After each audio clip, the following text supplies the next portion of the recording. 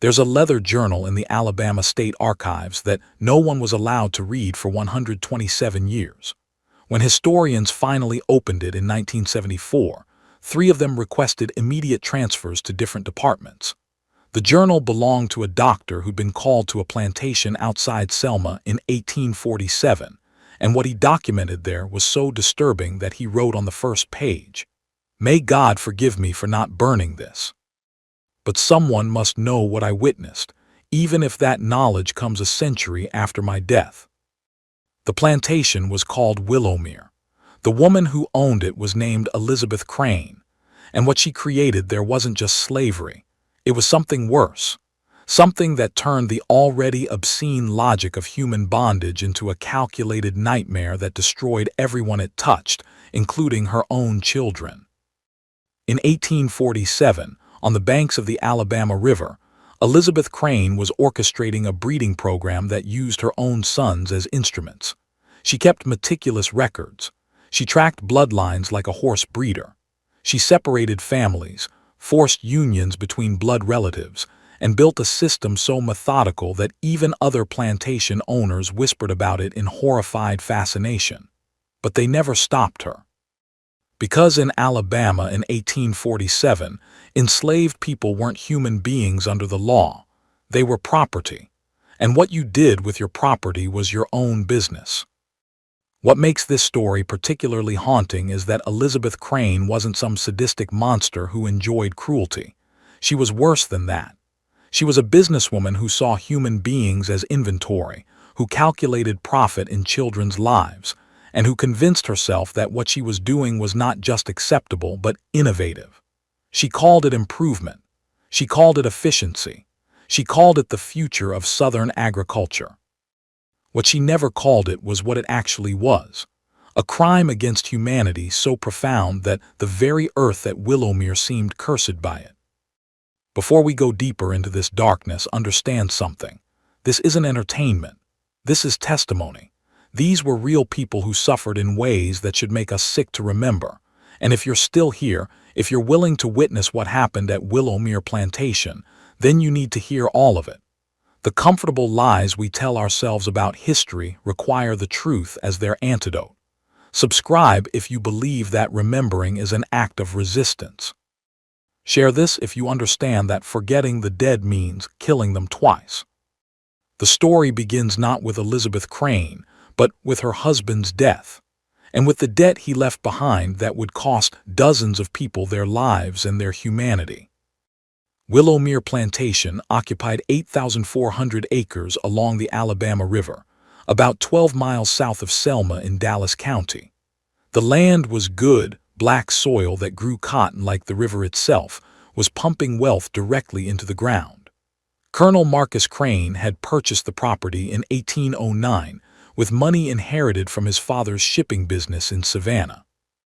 By 1825, Willowmere was producing 340 bales of cotton annually, and Marcus Crane was one of the most respected planters in Dallas County. He married Elizabeth Thornton in 1821. She was 17 years old, the daughter of a failed banker from Montgomery who'd lost everything in the Panic of 1819. The marriage was strategic on both sides. Marcus needed a wife to manage his household and produce heirs. Elizabeth needed escape from poverty and the social death that came with her father's bankruptcy. They made a practical arrangement, and for 20 years it functioned adequately if not warmly. Elizabeth bore Marcus 6 children between 1822 and 1835. 3 survived infancy. 2 sons, Jonathan, born in 1823, and Samuel, born in 1826, and 1 daughter, Mary, born in 1830.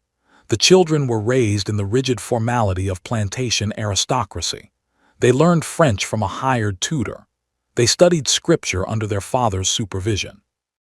They understood from earliest childhood that they were superior to the enslaved people who surrounded them, not because of any personal merit, but simply because God had ordained it that way. At least, that's what they were told. Marcus Crane died in February 1842. He'd been riding the property line when his horse stumbled in a gully. Marcus fell, struck his head on a rock, and never regained consciousness. He was 58 years old. The funeral was well attended. Neighboring planters spoke warmly of his integrity, his business acumen, his devotion to the Southern way of life. They offered Elizabeth their support and assistance. They assured her that managing Willowmere would be challenging, but that with proper guidance from male relatives or a competent overseer, she would manage. What none of them knew, what Elizabeth herself didn't fully understand until the lawyer read Marcus's will, was that Willowmere was drowning in debt. Marcus had borrowed extensively to expand his and holdings in the late 1830s. He'd purchased additional enslaved people on credit. He'd made investments in Alabama railroads that had collapsed spectacularly.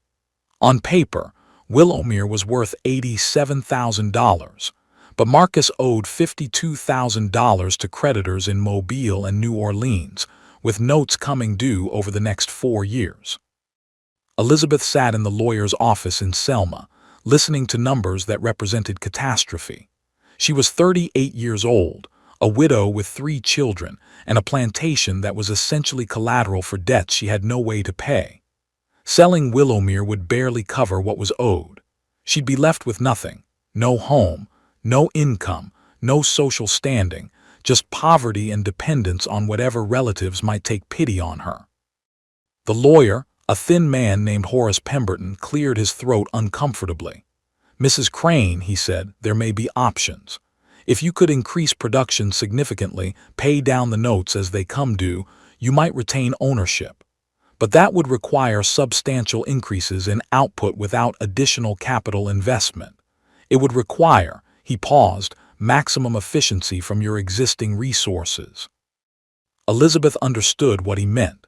She needed to make her enslaved population more productive without buying additional workers. She needed to extract more labor, more value, more profit from the 63 people Marcus had owned, the 63 people she now owned.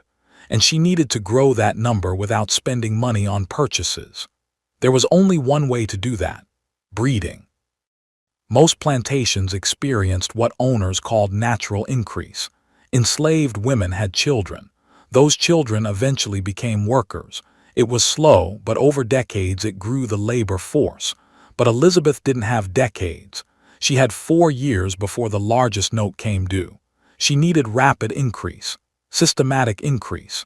She needed to turn reproduction into an industrial process. The idea didn't come to her fully formed. It developed over months as she studied the plantation ledgers, as she calculated profit margins, as she lay awake at night doing arithmetic that traded human dignity for financial survival.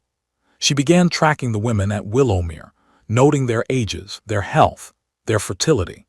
She separated out the youngest and strongest, 11 women ranging from age 16 to 24. She moved them into a renovated cabin near the main house, where she could supervise them directly. And then she looked at her sons. Jonathan was 19 years old in 1842, tall and lean with his father's serious demeanor. Samuel was 16, more volatile, quicker to anger. Both were young men of marriageable age in a community where eligible young women were scarce and required dowries Elizabeth couldn't afford. Both were bound to Willowmere by circumstance and family obligation. Both were, she realized with cold calculation, tools she could use. The first conversation happened in September 1842. Elizabeth called Jonathan into her study, the room where Marcus had once managed plantation business. She'd been managing it herself for 6 months by then, learning to read ledgers, to calculate yields, to make decisions about crop rotation and slave discipline. She discovered she was good at it, perhaps better than Marcus had been. She had a clarity he'd lacked. She wasn't sentimental about tradition or reputation. She focused on results. "Jonathan," she said, closing the ledger she'd been reviewing, "we need to discuss the future of Willowmere. You understand our financial situation." Jonathan nodded. His mother had been frank with him about the debt. He knew they were in danger of losing everything. "I've been considering how to increase our holdings without capital expenditure," Elizabeth continued. "The most efficient method is to grow our labor force through natural reproduction. But the natural rate is too slow. We need to accelerate it." She watched her son's face carefully as understanding dawned. Jonathan's expression shifted from confusion to comprehension to something that looked like physical illness. "Mother," he said slowly, "are you suggesting that we—" She cut him off. "I'm suggesting that you understand your duty to this family, that you recognize the reality of our situation, that you participate in ensuring our survival. The women I've selected are healthy and fertile. The children they bear will belong to Willowmere, will increase our wealth, will secure our future." Jonathan stood up abruptly. "This is obscene. It's wrong. Father would never have allowed it. Your father is dead." Elizabeth's voice hardened. "Your father left us in debt. Your father's traditional methods were leading us toward bankruptcy. I'm doing what's necessary to save this family, and you will help me, or you'll watch your sister starve when creditors take everything we own." The argument continued for hours, but Elizabeth Crane had already won. She knew her son's weak points: his sense of family duty, his fear of poverty, his lack of alternatives.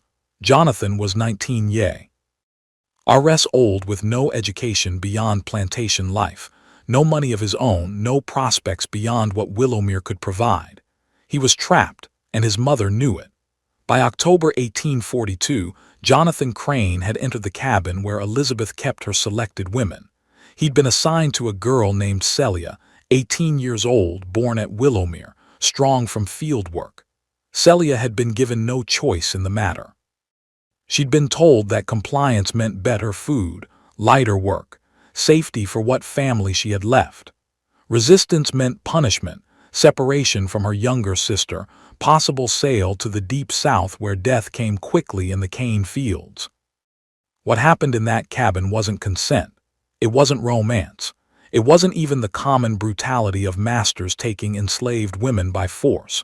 It was something more coldly evil. It was organized, scheduled, recorded in ledgers with the same notation Elizabeth used for cotton yields and equipment maintenance. Jonathan came to the cabin 3 nights each week. Elizabeth tracked Celia's cycles to maximize chances of conception. When Celia became pregnant in December, Elizabeth noted it with satisfaction and moved Jonathan to the next woman on her list, a 20-year-old named Ruth. Samuel was brought into the system in early 1843. He was younger than Jonathan, more easily manipulated, and secretly relieved to have access to women without the social complications of courtship. Elizabeth recognized this about her younger son and used it. She presented the breeding program not as a moral compromise, but as a privilege, a natural right of ownership that he should exercise without guilt. Samuel accepted this narrative more readily than Jonathan ever had. Within 6 months, he'd fathered children with 3 different women. By the end of 1843, Elizabeth's system was fully operational. The selected women lived in the supervised cabin. Jonathan and Samuel rotated among them on schedules Elizabeth maintained in her private ledger. Pregnancies were monitored carefully. Women received better food during pregnancy, lighter work, access to the plantation's medical supplies. These incentives weren't kindness. They were Elizabeth's investment in inventory. A healthy baby was worth $400 by age 12. A dead infant was just a loss of capital. The horror of Willowmere wasn't just in what Elizabeth did to the enslaved women, though that was horror enough. It was in how she corrupted her own sons, turning them into instruments of systematic rape, destroying whatever capacity for moral resistance they might have possessed. Jonathan began drinking heavily by 1844. He performed his assigned duties in the breeding program but withdrew from all other aspects of plantation life. He rarely spoke at meals. He avoided his mother's eyes. He moved through Willowmere like a ghost, present but absent, alive but already dead inside. Samuel went in a different direction. He embraced the brutality. He convinced himself that enslaved women were fundamentally different from white women, that what he did in the cabin wasn't violation because his victims weren't fully human. This lie protected him from guilt, but made him dangerous. He began taking women outside the official program, forcing himself on field workers, ignoring his mother's schedules in favor of his own impulses.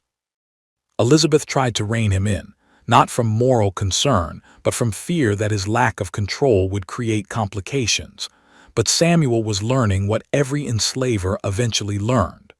Once you accept that some human beings are property, once you internalize that logic, there are no real limits to the cruelty you'll justify. There was a woman named Bethany who watched all of this unfold. She was 32 years old in 1843, had been at Willowmere since childhood, worked in the main house as a cook. Bethany couldn't read or write, but she had a sharp mind and a remarkable memory. She remembered which women were taken to the cabin and when. She remembered which children were born and who their fathers were. She remembered the conversations she overheard, when Elizabeth thought the enslaved people around her were too ignorant to understand what was being discussed.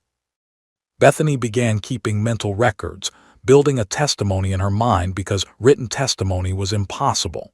She noted dates and details. She memorized names. She created a structure of memory that would survive even if she didn't, because she understood something fundamental. This evil needed witnesses. Someone needed to remember what happened at Willowmere, even if that memory had to be carried silently for years, even if justice seemed impossible. The act of remembering was itself a form of resistance, a refusal to let the horror be normalized and forgotten.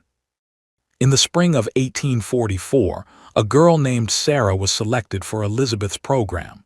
She was 16 years old, and her selection broke something in the enslaved community at Willowmere. Sarah was the daughter of Jacob, a blacksmith who'd been at the plantation for 20 years. Jacob had some small status among the enslaved people. He was skilled, valuable, treated marginally better than field hands. When Elizabeth's overseer came for Sarah, Jacob made a choice that would alter everything. He refused. Jacob's refusal came on a Tuesday morning in April 1844. The overseer, a man named Garrett Mills, had arrived at the blacksmith shop where Jacob was repairing tools for the spring planting. Mills told Jacob that Sarah was needed at the main house. Jacob understood what that meant. Everyone at Willowmere understood what it meant when young women were summoned to the main house and didn't return until morning. Jacob set down his hammer. He was a large man, his arms thick with muscle from years of forge work. He looked at Mills with an expression that contained everything he'd swallowed for 2 decades: rage, grief, exhaustion, and something harder, something that looked like a decision being made in real time. "No," Jacob said quietly, "she ain't going." Mills stared at him. "What did you say?" "I said no." Jacob's voice remained calm, but his hands had curled into fists. "Sarah's my daughter, she's a child, and I ain't letting you take her to be used like that. I don't care what Mistress Crane wants. I don't care what you do to me. The answer is no." For a long moment, Mills seemed genuinely shocked. Enslaved people didn't refuse direct orders. The entire system depended on compliance enforced by the certain knowledge of brutal punishment for resistance. Jacob's refusal was more than disobedience. It was a challenge to the fundamental logic of slavery itself. Mills reached for the whip he carried at his belt.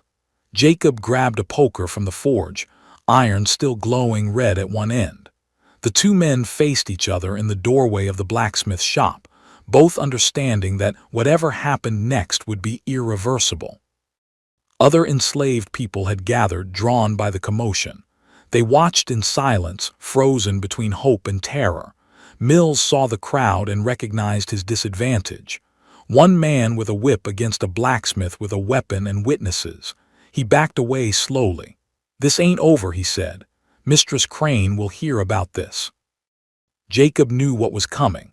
There were no victories for enslaved people, only choices about how to lose.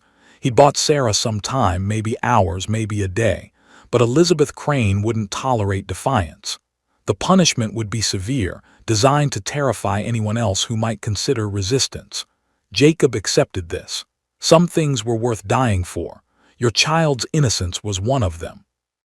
Elizabeth learned about the incident within an hour. Her reaction was cold calculation rather than anger. Jacob's refusal represented a direct threat to her system. If one person could resist successfully, others would follow. She needed to make an example so brutal that no one at Willowmere would ever consider defiance again. But she also needed to be careful. Jacob was valuable. He was the only blacksmith at Willowmere, and blacksmiths were difficult to replace. Killing him would create practical problems.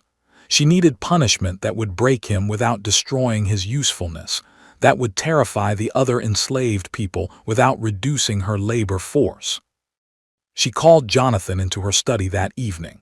"Your involvement is required," she told him. "There's been an incident, a refusal. It needs to be addressed publicly and severely." Jonathan looked at his mother with hollow eyes. "What do you want me to do?" She handed him a document. "It's a bill of sale. You're going to tell Jacob that his daughter will be sold to a slave trader heading to Louisiana. You're going to make him watch as she's loaded into a wagon. And then, after he's had time to understand what his defiance cost, you're going to inform him that the sale can be canceled if he apologizes publicly and ensures his daughter's compliance with our program." Jonathan stared at the paper in his hands. "Mother, it's necessary," Elizabeth interrupted. "Either we maintain control or we lose everything. You understand that, don't you? The alternative to discipline is chaos. The alternative to our system is bankruptcy and ruin. Now do as I say." The performance happened the next morning. The entire enslaved population of Willowmere was assembled in the yard between the main house and the slave quarters. Elizabeth stood on the porch, Jonathan beside her, Mills and two other white men positioned strategically around the crowd. Sarah stood near the main house, crying, barely understanding what was happening. Jacob was brought forward in chains. Mills had secured him the previous night, locked him in the barn to prevent escape or further resistance. Now he stood in front of the assembled crowd, his face expressionless, his body rigid with suppressed emotion. Jonathan read from a prepared statement, his voice mechanical. "Jacob has refused a direct order from the mistress of Willowmere. Such refusal cannot be tolerated. As punishment, his daughter Sarah will be sold immediately to a trader bound for New Orleans. She will leave this plantation within the hour." A woman in the crowd, Sarah's mother, collapsed. Other women caught her before she hit the ground. The sound of her grief was animal, wordless, absolute. Jacob's face remained expressionless, but tears ran down his cheeks in steady streams. Elizabeth let the moment breathe. She let the horror settle over the assembled people. She let them understand what defiance cost. Then she spoke for the first time. "However," she said, her voice carrying across the silent crowd, "I'm a merciful woman. If Jacob apologizes publicly, if he acknowledges his error, if he personally ensures his daughter's compliance with her assigned duties, then the sale will be canceled. Sarah will remain at Willowmere with her family. The choice is his." Every person in that yard understood what Elizabeth was doing. She was forcing Jacob to choose between his daughter's sale to the hell of Louisiana sugar plantations or her participation in the breeding program he tried to prevent. She was making him complicit in his own defeat, making him the instrument of his daughter's violation. It was cruelty refined to its purest form. Jacob looked at Sarah. She was 16 years old, terrified, crying. Louisiana meant death within years, work to exhaustion in cane fields where life expectancy for enslaved people averaged 7 years after arrival. Willowmere meant violation but survival. It meant she'd remain near family. It meant she might live long enough to see freedom if freedom ever came. Jacob broke. He dropped to his knees in front of Elizabeth Crane and spoke the words she required. I apologize for my disobedience. I was wrong. I will ensure my daughter's compliance. Please allow her to remain at Willowmere." Elizabeth accepted his apology with gracious condescension. Sarah was not sold. That evening, she was taken to the supervised cabin. Jonathan was assigned to her, a final cruelty that forced Jacob to know exactly who was violating his daughter and when. Within 2 months, Sarah was pregnant. Within a year, she'd borne Jonathan's child, a light-skinned boy that Elizabeth named Thomas and valued at $450 in her ledgers. Jacob never recovered. He continued working in the blacksmith shop, but something essential had died in him. Other enslaved people at Willowmere understood what they'd witnessed. Resistance was futile. Elizabeth Crane had demonstrated that she could take everything, that she would use love itself as a weapon, that there was no limit to the cruelty she would deploy to maintain control. The system expanded after Jacob's broken rebellion. Elizabeth grew more confident, more brazen. By 1845, the supervised cabin held 18 women. Jonathan and Samuel had fathered 23 children between them. Elizabeth's ledgers showed these children as assets, projected their future value, calculated the return on her investment in better food and medical care for pregnant women. She'd successfully monetized rape, turned violation into profit, and created a self-perpetuating system that grew her wealth while requiring minimal capital expenditure. But Elizabeth wasn't satisfied with simple expansion. She began experimenting with controlled breeding among the children from her program.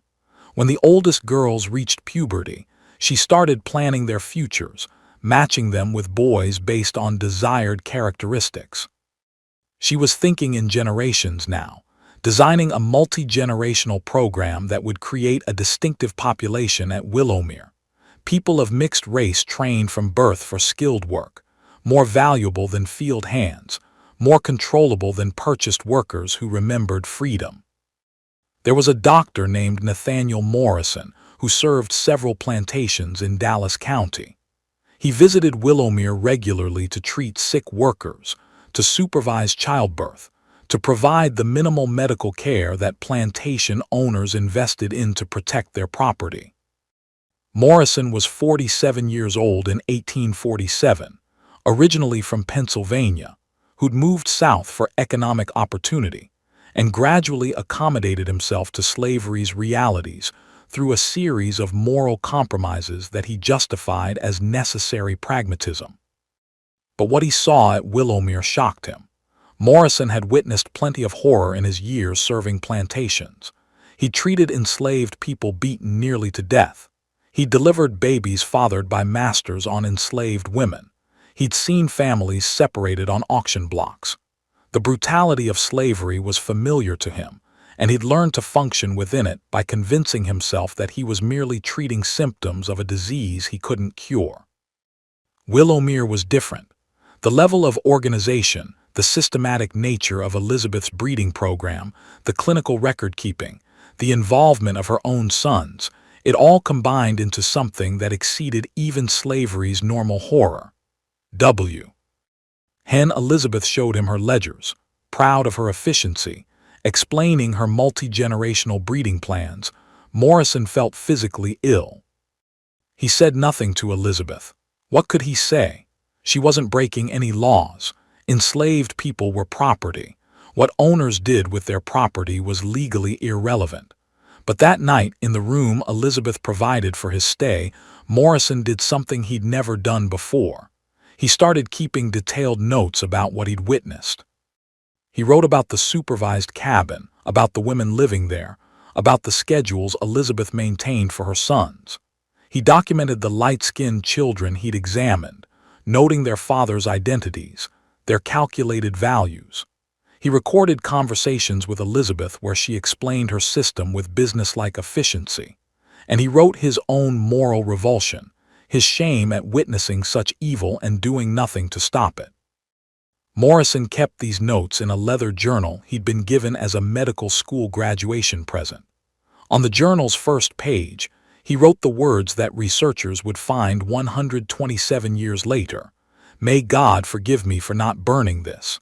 but someone must know what I witnessed, even if that knowledge comes a century after my death. He visited Willowmere 3 more times over the next 2 years. Each visit added more entries to his journal.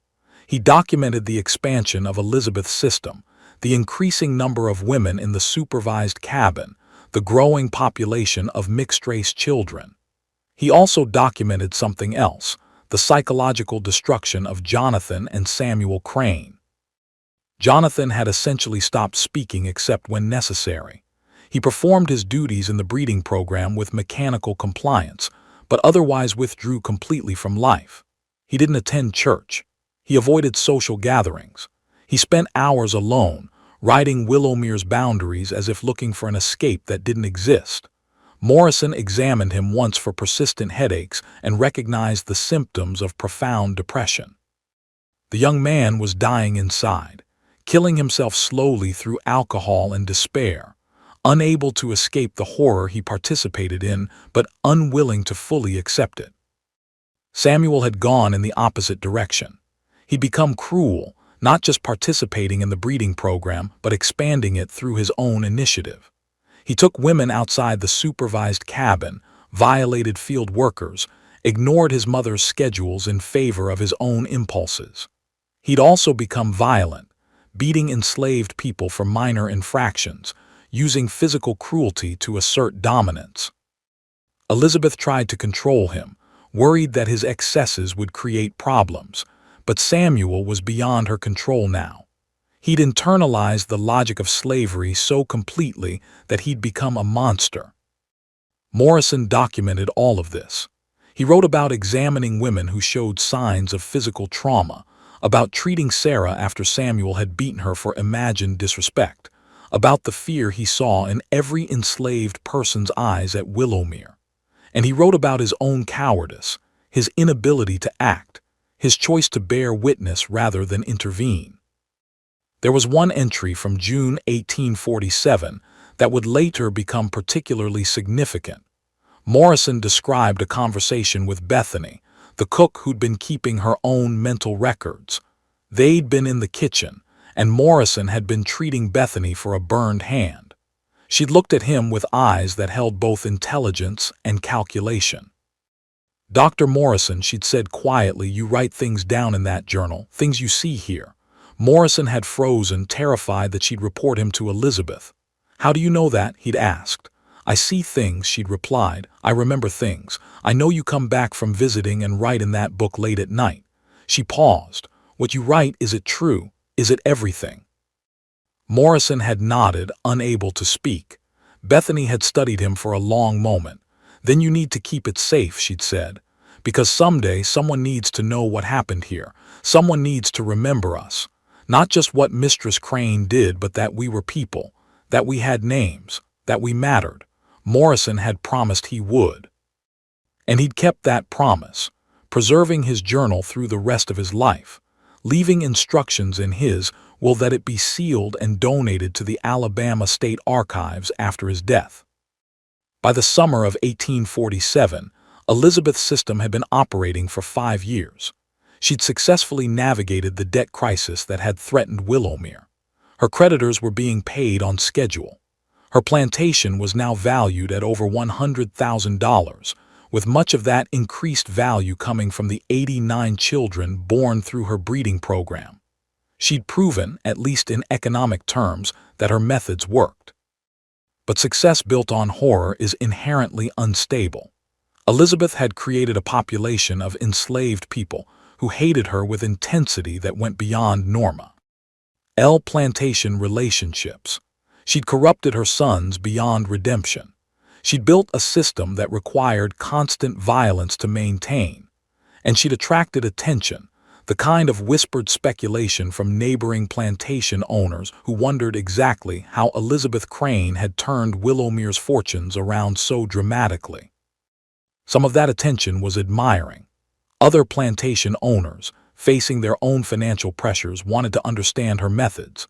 A few even approached her discreetly, asking for advice about increasing their own enslaved populations through natural means. Elizabeth provided that advice carefully, never explaining the full extent of her system, but offering hints about selection, supervision, and incentive structures.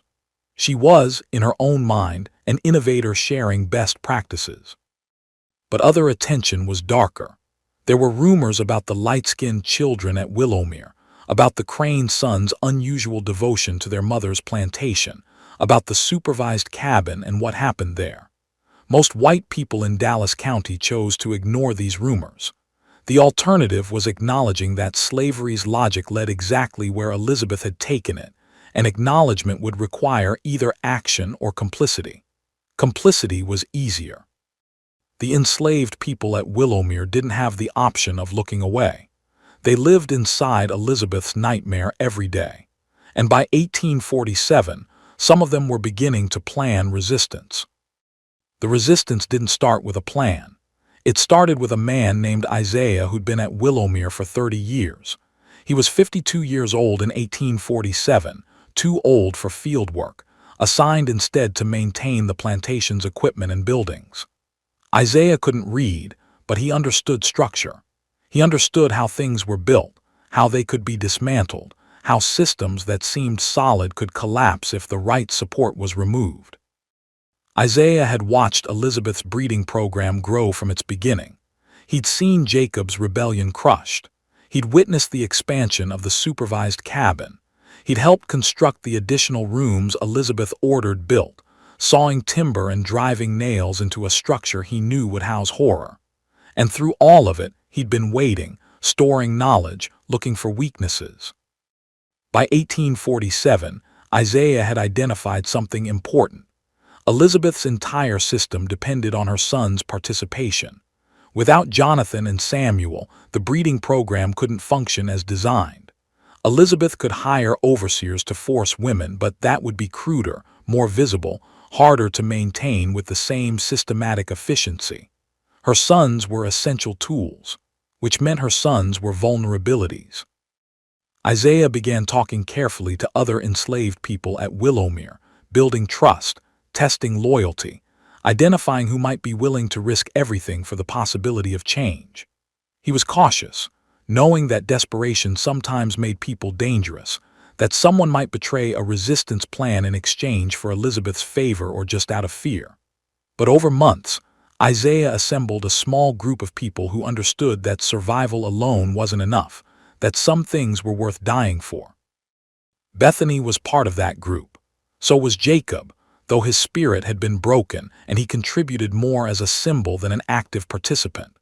There was a woman named Clara who worked in the main house, who had access to Elizabeth's study and could report on the mistress's schedules and plans. There was a young man named Daniel who worked in the stables and knew the roads leading away from Willowmere. And there was Ruth, one of the women in the supervised cabin, who'd borne 3 children through the breeding program and whose rage had crystallized into something cold and calculating. They didn't plan rebellion in the traditional sense. They couldn't fight armed white men and win. They couldn't escape en masse without being hunted down and killed. But they could sabotage. They could create chaos. They could make Elizabeth's system too costly to maintain. And if they were very careful and very lucky, they might be able to destroy the breeding program itself. The first act of resistance was subtle. Ruth, who'd been tracking her own cycles as carefully as Elizabeth tracked them, began providing false information. She told Elizabeth she was fertile when she wasn't, claimed illness during actual fertile periods, and created enough confusion that the scheduling system became unreliable. Other women in the supervised cabin followed her lead. Within 3 months, the pregnancy rate at Willowmere dropped by nearly half. Elizabeth noticed but initially attributed it to natural variation. Then Clara, working in the main house, began making small errors in Elizabeth's record-keeping. She moved ledgers so entries were harder to find. She spilled water on pages, making ink run and numbers illegible. She subtly altered dates so Elizabeth's careful tracking system became corrupted. None of these acts were dramatic enough to warrant severe punishment, but cumulatively they degraded the efficiency Elizabeth prized. Isaiah contributed by ensuring that equipment broke more frequently, Plows developed cracks in their blades. Wagon wheels lost spokes. The gin mechanism that processed cotton required constant repair. Each breakdown reduced productivity, cost money, and demanded Elizabeth's attention. The plantation that had been running with smooth efficiency suddenly seemed plagued by constant small crises. But the most effective resistance came from an unexpected source. Jonathan Crane began to unravel. By late 1847, he was drinking from morning until night. He missed scheduled sessions with women in the supervised cabin. When Elizabeth confronted him, he became belligerent, shouting that he was done, that he wouldn't participate anymore, that she'd already taken everything from him and he had nothing left to lose. Elizabeth tried to reassert control the way she had with Jacob, through threats and manipulation. But Jonathan wasn't Jacob. He was her son. He held legal rights she couldn't simply override, and his breakdown was becoming public. Neighbors noticed his absence from church. Merchants in Selma mentioned his erratic behavior when he came to town. Elizabeth's carefully maintained reputation was beginning to crack. In November 1847, Jonathan left Willowmere. He rode to Selma in the middle of the night, took a room at a boarding house, and sent a letter to his mother explaining that he was done, that he'd rather starve than continue participating in her program, that she could keep the plantation and everything on it because he wanted no part of it anymore. Elizabeth went to Selma personally to retrieve him. She found Jonathan in his room, drunk, disheveled, barely coherent. She tried reasoning with him, then threatening him, then pleading with him. Nothing worked. Jonathan had reached a breaking point. He told his mother that he'd rather die than go back to Willowmere, and he meant it. Elizabeth returned to the plantation without her eldest son. She told Samuel that he would need to increase his participation to compensate for Jonathan's absence. Samuel agreed readily, perhaps even enthusiastically. But one man couldn't maintain the system as efficiently as two. The breeding program's productivity declined further. Then in December, something happened that Elizabeth hadn't anticipated. Samuel took a woman named Naomi from the supervised cabin and beat her so severely that she miscarried the child she'd been carrying. Naomi nearly died. Dr. Morrison was called to treat her, and what he found appalled him. He wrote in his journal that the injuries suggested sustained, deliberate cruelty, that Samuel Crane had lost whatever minimal restraint he'd once possessed. Morrison confronted Elizabeth after treating Naomi. "Mrs. Crane," he said, "your son is out of control. What he did to that woman goes beyond any justification, even by the standards of this place. If this continues, someone will die, and when that happens, there will be questions you can't answer." Elizabeth dismissed his concerns. Naomi survived, didn't she? No real harm was done. The child she lost can be replaced. Samuel was disciplining a disobedient worker. That's within his rights as overseer.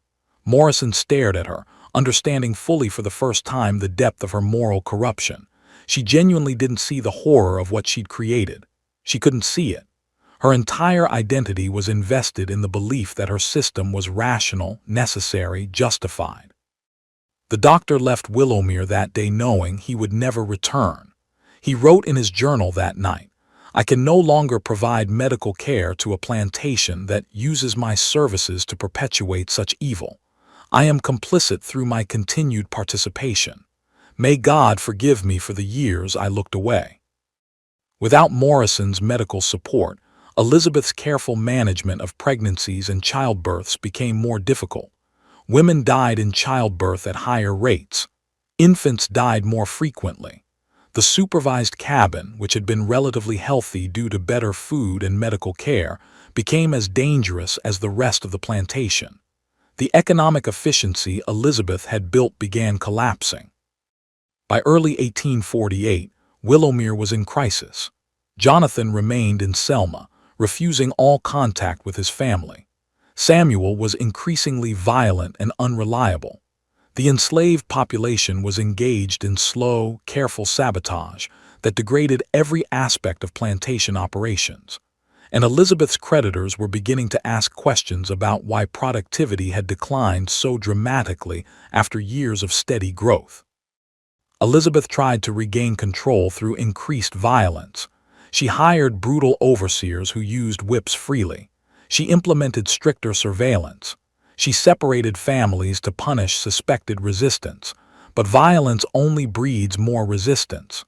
The more cruel she became, the more determined the enslaved people at Willowmere became to destroy her system, even if destroying it meant their own deaths.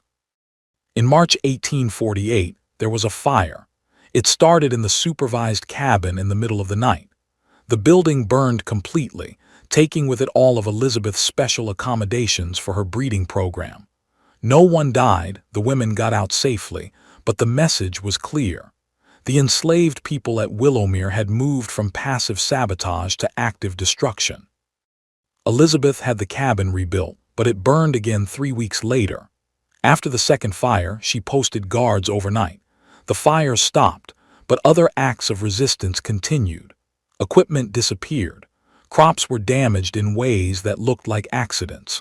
The new overseer she'd hired was found unconscious in the barn, beaten so severely he left Willowmere as soon as he could travel.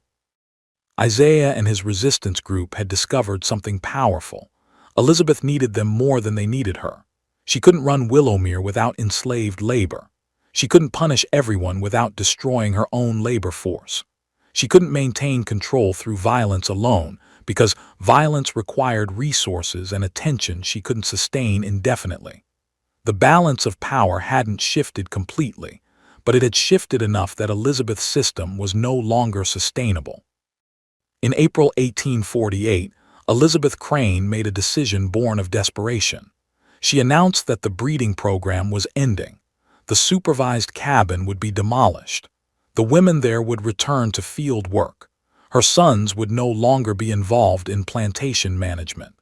Willowmere would operate as a traditional cotton plantation without the systematic breeding that had defined it for 6 years. She presented this decision as a voluntary choice, a practical adjustment to changing circumstances. But everyone at Willowmere understood the truth. The enslaved people had won, not completely, not freedom, but they'd destroyed the specific horror Elizabeth had created. They'd forced her to abandon the system she'd invested years building. It wasn't justice, but it was something. It was proof that resistance was possible, that even enslaved people had power if they were willing to use it. The celebration among the enslaved population was muted and private. They understood that Elizabeth still owned them, that slavery itself continued, that their lives remained brutal and constrained. But they'd removed one specific evil. They'd saved future daughters from the supervised cabin. They demonstrated that even the most carefully designed system of oppression could be dismantled by determined resistance. Bethany, who'd kept mental records throughout, added a final entry to her internal testimony. She remembered the fires, the sabotage, the careful coordination that had forced Elizabeth to surrender. She remembered Isaiah's patience, Ruth's courage, Clara's subtle destruction of records. She remembered that resistance had worked, and she held that memory like a promise that someday, somehow, larger resistance might work too. But the story doesn't end with Elizabeth's surrender, because even defeated systems leave damage that persists for generations. And what happened at Willowmere between 1842 and 1848 created consequences that would echo long after the plantation itself disappeared. The children born through Elizabeth's breeding program didn't disappear when the system ended. They remained at Willowmere, growing up as enslaved people, but carrying the visible evidence of their origins. By 1850, there were 89 children aged 8 and younger who bore the features of the Crane family. Light skin, straight or wavy hair, eyes that reflected their father's bloodlines. They were living reminders of what had happened, human documents of Elizabeth's systematic evil. Elizabeth tried to erase the evidence. She sold some of the older children to distant plantations, separating them from their mothers, scattering them across Alabama and Mississippi so that no single location held too many witnesses.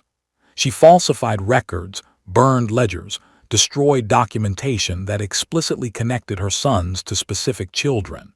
She was attempting to bury the truth before it could fully emerge. But memory doesn't erase as easily as paper burns. The enslaved people at Willowmere remembered. They told their children. They passed down stories that named names, that identified fathers and mothers, that preserved testimony even when official records were destroyed. Bethany, still keeping her mental archive, added these new details. The cover-up itself became part of the history that needed preserving. Jonathan never returned to Willowmere. He remained in Selma, working odd jobs, drinking heavily, dying slowly of despair and alcohol poisoning. On a February night in 1851, he was found dead in his boarding house room. He was 28 years old. The official cause of death was listed as heart failure, but everyone who'd known him understood he'd died of shame, of guilt, of the psychological weight of participating in horrors he couldn't undo or escape. His few possessions were returned to Elizabeth. Among them was a small notebook filled with Jonathan's handwriting. Elizabeth read 3 pages, saw her son's self-recriminations and detailed accounts of the breeding program, and immediately burned it. But not before Clara, who was present when the possessions arrived, glimpsed enough to report to Bethany what it contained. Another document destroyed. Another piece of testimony preserved through memory. Samuel remained at Willowmere, but he was a broken man in a different way than Jonathan. The violence he'd embraced had consumed him. By 1850, he was brutal to everyone around him, including white overseers, neighboring planters who visited, even his mother. He'd become someone Elizabeth couldn't control, someone whose cruelty was becoming a liability rather than an asset. In 1852, Samuel beat an enslaved man so severely that the man died. This crossed a line. Even in Alabama, even in a society built on slavery's violence, there were nominal legal constraints on killing enslaved people. They were property, and destroying property had consequences, especially when witnesses existed and rumors spread. Elizabeth had to act quickly to protect her son from prosecution. She sent Samuel to Texas, to distant relatives who operated a ranch far from Alabama's plantation society. She paid them to keep him employed and supervised, essentially buying his exile. Samuel left Willowmere in July 1852 and never returned. He died in Texas in 1859, shot in a dispute over a card game, violent until the end. With both her sons gone, Elizabeth faced a fundamental problem. Willowmere required management, and she was aging. She was 54 years old in 1852, still sharp mentally but physically declining. The plantation needed oversight she could no longer provide alone. She hired a series of overseers, but none stayed long. Willowmere had a reputation by then. Stories circulated about what had happened there, about the light-skinned children, about the Crane sons and why they'd left. Decent men didn't want to associate with the plantation. The only overseers Elizabeth could hire were men desperate enough or brutal enough not to care about reputation. The plantation's productivity continued declining. Cotton yields dropped. The enslaved population, emboldened by their successful resistance to the breeding program, worked slowly and carefully, maintaining just enough productivity to avoid severe punishment but nothing more. They understood that Elizabeth's power was waning, that time was on their side, that the system holding them was weakening. In 1854, Elizabeth suffered a stroke. It left her partially paralyzed, able to speak but with difficulty, able to move but requiring assistance. Her daughter Mary, who'd married and moved to Montgomery in 1848, returned to Willowmere to care for her mother. Mary was 24 years old, and she'd been largely sheltered from the full extent of what Elizabeth had created. She'd known about the breeding program in general terms, but not the systematic details, not the careful records, not the multi-generational planning. When Mary found her mother's remaining ledgers, the ones Elizabeth hadn't destroyed, she was horrified. She read entries that valued children like livestock, that scheduled her brother's participation in systematic rape, that projected profits across generations. She confronted Elizabeth, demanding to know how her mother could have done such things. Elizabeth, struggling with speech, managed to articulate what she'd always believed. It was necessary. It saved the family. It was efficient. Everyone benefits from slavery. I just made it work better. I made us wealthy. I protected you. Mary left the room unable to respond. She spent days wrestling with what she'd learned, trying to reconcile the mother who'd raised her with the woman who'd orchestrated such calculated evil. Eventually, she reached a conclusion. She couldn't undo what had been done, but she could ensure it was never repeated. She burned the remaining ledgers, all of them, every document that detailed Elizabeth's system, every record that connected specific children to their fathers, everything. Mary believed she was protecting her family's reputation. She thought she was showing mercy to the children by eliminating proof of their origins. But what she actually did was destroy evidence that would later be crucial for understanding what had happened at Willowmere, for establishing the full scope of Elizabeth's crimes, for giving descendants the documentation they deserved. Bethany watched Mary burn the ledgers. She understood what was being lost. That night, she gathered the other enslaved people who'd been part of the resistance and told them, "The written records are gone. Now memory is all we have. Remember everything. Tell your children. Make them promise to tell theirs. Don't let this be forgotten just because they burned the papers." Elizabeth Crane died in November 1856. She was 52 years old. The funeral was small. Jonathan was dead. Samuel was in Texas. Mary attended but left immediately afterward, returning to Montgomery and never visiting Willowmere again. The neighboring planters who'd once envied Elizabeth's success stayed away. She was buried in the Crane family plot, beneath a simple headstone that listed her name and dates with no epitaph, no praise, no mention of her accomplishments. Even in death, there was something about Willowmere that people wanted to distance themselves from. Mary sold Willowmere in 1857 to a cotton merchant from Mobile. She sold it quickly, below market value, desperate to be rid of it. The new owner knew nothing of its history. He operated it as a conventional plantation until 1865, when the Civil War ended and slavery was abolished. The enslaved people at Willowmere became free, joining the massive displacement of formerly enslaved people trying to navigate a South that granted them legal freedom but little else. Many stayed in Dallas County, working as sharecroppers, surviving in poverty that was barely distinguishable from slavery except for the technical legality of their status. Some headed north, seeking opportunities in cities where their past might not follow them. A few, including Bethany, became part of the Freedmen's Bureau efforts, testifying about their experiences, trying to help other formerly enslaved people navigate freedom. Bethany was 45 years old when freedom came. She kept her mental records for 23 years, remembering dates and names and details with remarkable precision. In 1866, she gave testimony to a Freedmen's Bureau investigator about conditions at Willowmere. She described the breeding program, named Elizabeth Crane as its architect, identified Jonathan and Samuel as participants, and listed the names of women who'd been forced into the supervised cabin. Her testimony was recorded in a report filed with the Bureau. It sat in an archive in Washington, D.C., largely unread, one document among thousands describing slavery's horrors. But it existed. Bethany had succeeded in creating a permanent record, even after Elizabeth's careful documentation had been destroyed. The other crucial document was Dr. Morrison's journal.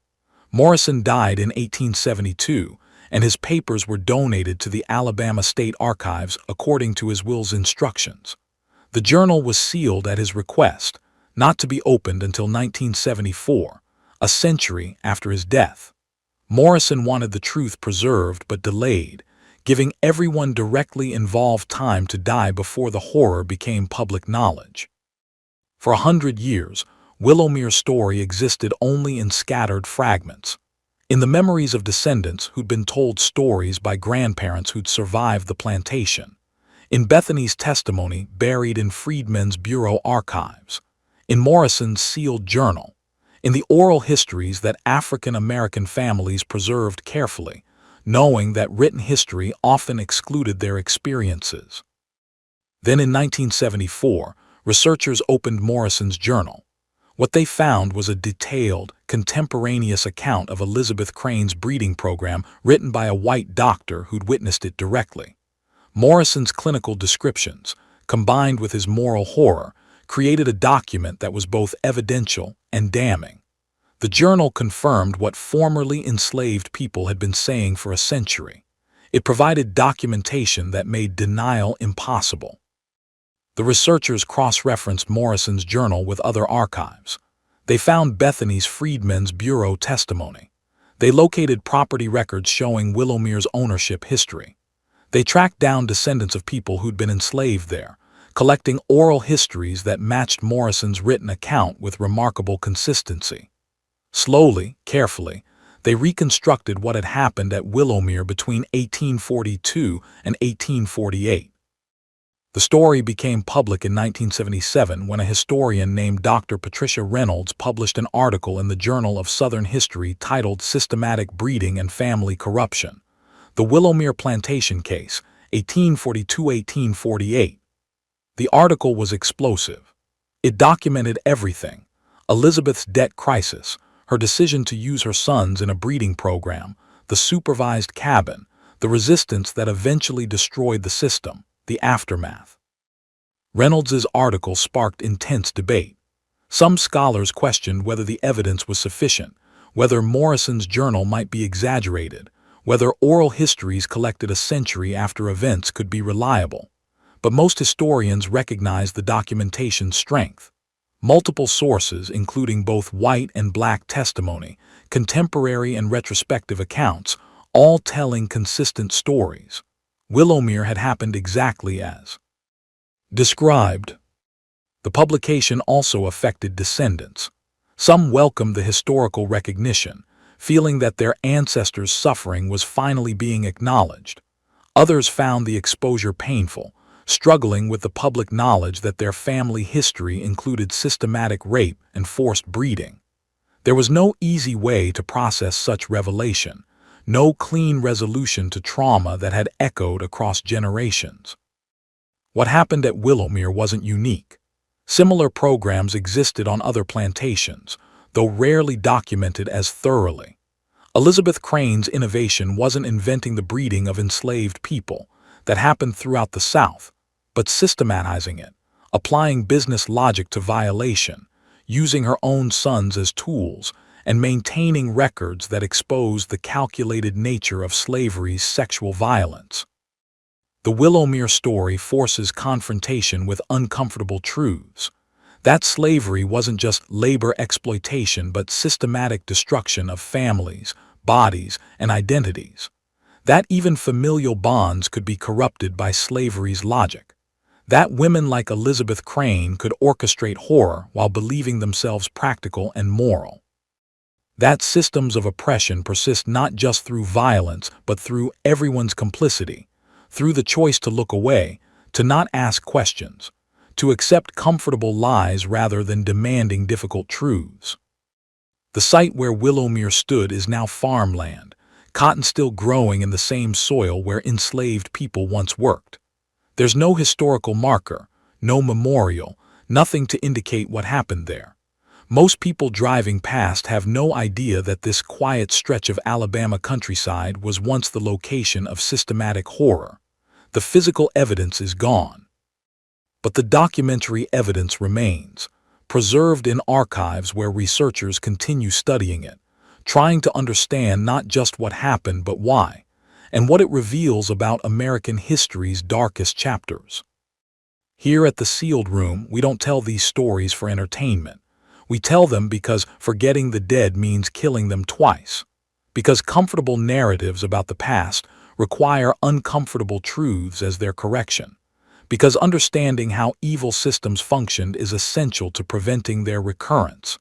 Elizabeth Crane believed her system was rational, necessary, justified. She was wrong.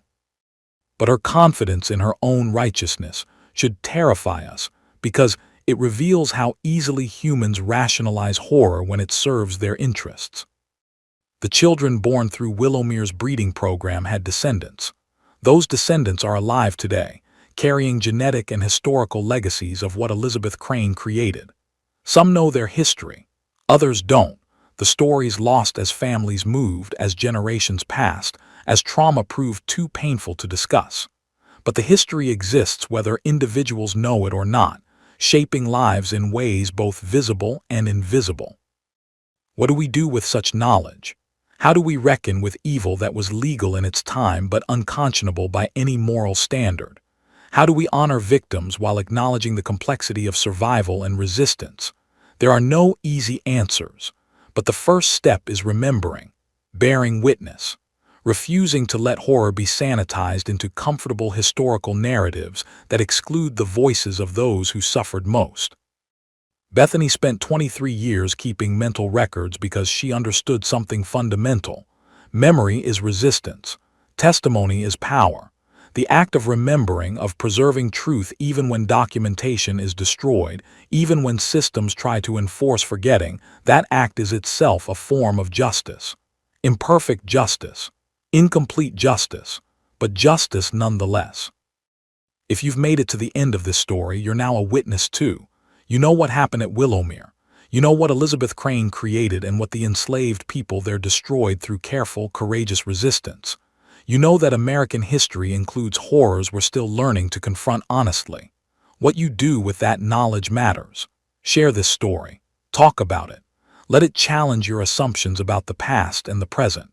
Because systems of oppression don't disappear, they evolve. And understanding their historical forms helps us recognize their contemporary manifestations. Subscribe if you believe the darkest truths deserve the brightest light. Share this with someone who needs to understand that history's horrors were real, were systematic, and were perpetrated by people who believed themselves righteous. And remember the names. Remember Bethany, who kept faith that truth would matter. Remember Isaiah, who organized resistance when resistance seemed impossible. Remember Jacob, who chose his daughter's survival even at the cost of his own spirit. Remember all the people whose names we don't know, who suffered at Willowmere, and whose testimony has been lost but humanity remains. The truth is patient. It waits in archives. It lives in descendants' memories. It survives in stories that refuse to die, and eventually, always, it emerges. What happened at Willowmere Plantation between 1842 and 1848 was real. Elizabeth Crane was real. The systematic breeding program was real. The resistance was real. The aftermath was real. And the obligation to remember is real too. Thank you for bearing witness. Thank you for not looking away. Thank you for understanding that some stories must be told, no matter how painful, because the alternative to difficult truth is comfortable lies. And comfortable lies are how evil systems persist. These images will change everything you thought you knew about America. Welcome back to Black History in Photos, where we bring you the real, unsanitized photos America doesn't want you to see. Please subscribe to us and leave a like. This tells the algorithm we are building a great movement. What you're about to witness isn't just history. It's trauma. It's the truth they've been hiding from you your entire life. These 20 photographs document the horrors our ancestors endured. And I'm warning you right now, some of these images are going to shake you to your core. But we need to see them. We need to remember. We need to make sure this never happens again. Number 20. The Whipped Back of Gordon. This photograph from April 1863, preserved in the National Archives, shows the scarred back of Gordon, an enslaved man who escaped from a Louisiana plantation. This image, known as the scourged back, became one of the most powerful pieces of abolitionist propaganda during the Civil War. Look at his back. Those aren't just scars. Those are raised keloid formations from repeated whippings that cut so deep they damaged the tissue permanently. Gordon's back looks like a topographical map of pain, each ridge representing a separate beating, a separate act of torture inflicted by his enslaver. This photograph was taken in Baton Rouge after Gordon escaped and made it to Union lines. He had walked miles through swamps, evading dogs and slave catchers, all while his back was still healing from his most recent whipping. The photographer who took this image sent copies to abolitionists in the North, and it was published in Harper's Weekly, shocking Americans who had never seen the physical reality of slavery. But here's what gets me. This wasn't unusual. Gordon's back wasn't exceptional. Thousands of enslaved people bore similar scars. The only difference is that Gordon's suffering was photographed and preserved. How many others endured the same torture but left no photographic evidence? How many backs were destroyed? How many bodies were broken? And will never know their names or see their scars? Number 19. Slave children in New Orleans. This photograph from 1863, held in the Library of Congress, shows enslaved children in New Orleans who were photographed to raise money for schools for freed slaves. These children, some as young as 5 or 6 years old, stare into the camera with expressions that reveal the trauma they've already experienced. What's particularly disturbing about this image is that these children appear white or very light-skinned. They were photographed specifically to show Northern audiences that enslaved people who looked white were still being held in bondage, challenging the racist assumption that slavery was acceptable because enslaved people were visibly different. These children were the products of rape, white slaveholders, sexually assaulting enslaved women and then enslaving their own biological children. The one-drop rule meant that any African ancestry, no matter how distant, made a person legally black and therefore enslavable. These children could have white fathers, white grandparents, and still be bought and sold like property. Look at their faces. These are children who should be playing, learning, growing up safe. Instead, they're property, commodities, things to be owned. And the fact that they look white didn't protect them, didn't save them, didn't make white society see them as human. That's how deep the evil of slavery went. Number 18. Lynching of Thomas Shipp and Abram Smith. This photograph from August 7, 1930, archived in the National Archives, shows the lynching of Thomas Shipp and Abram Smith in Marion, Indiana. But what makes this image truly horrifying isn't just the bodies hanging from the tree. It's the crowd of white people gathered below, smiling, pointing, celebrating. Look at those faces.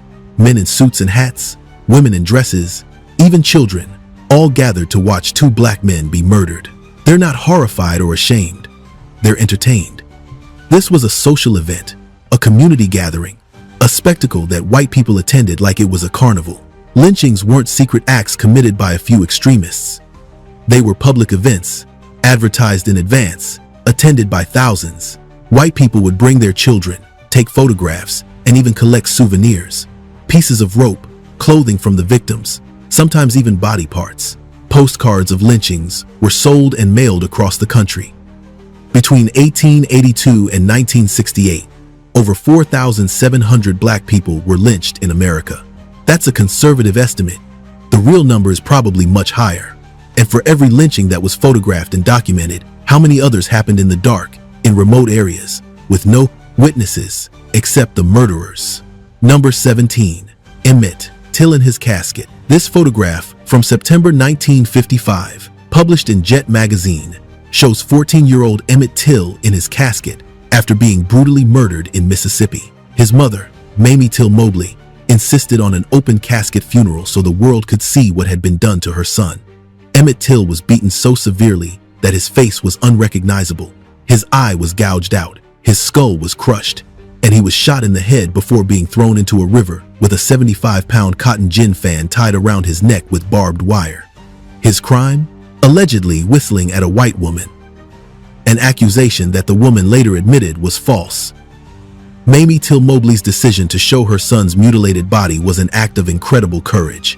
She wanted America to see the reality of racial violence, to confront what racism actually looked like. The photograph of Emmett in his casket was published in Jet magazine and seen by hundreds of thousands of people, galvanizing the civil rights movement. But here's what haunts me about this image. Emmett Till was a child. He was 14 years old, visiting relatives, probably excited to be on a trip, and white supremacy murdered him, tortured him, destroyed his body so completely that his own mother could barely recognize him. And the men who killed him were acquitted by an all-white jury, then later admitted to the murder in a magazine interview, knowing they couldn't be tried again. Number 16. Birmingham children attacked by police dogs.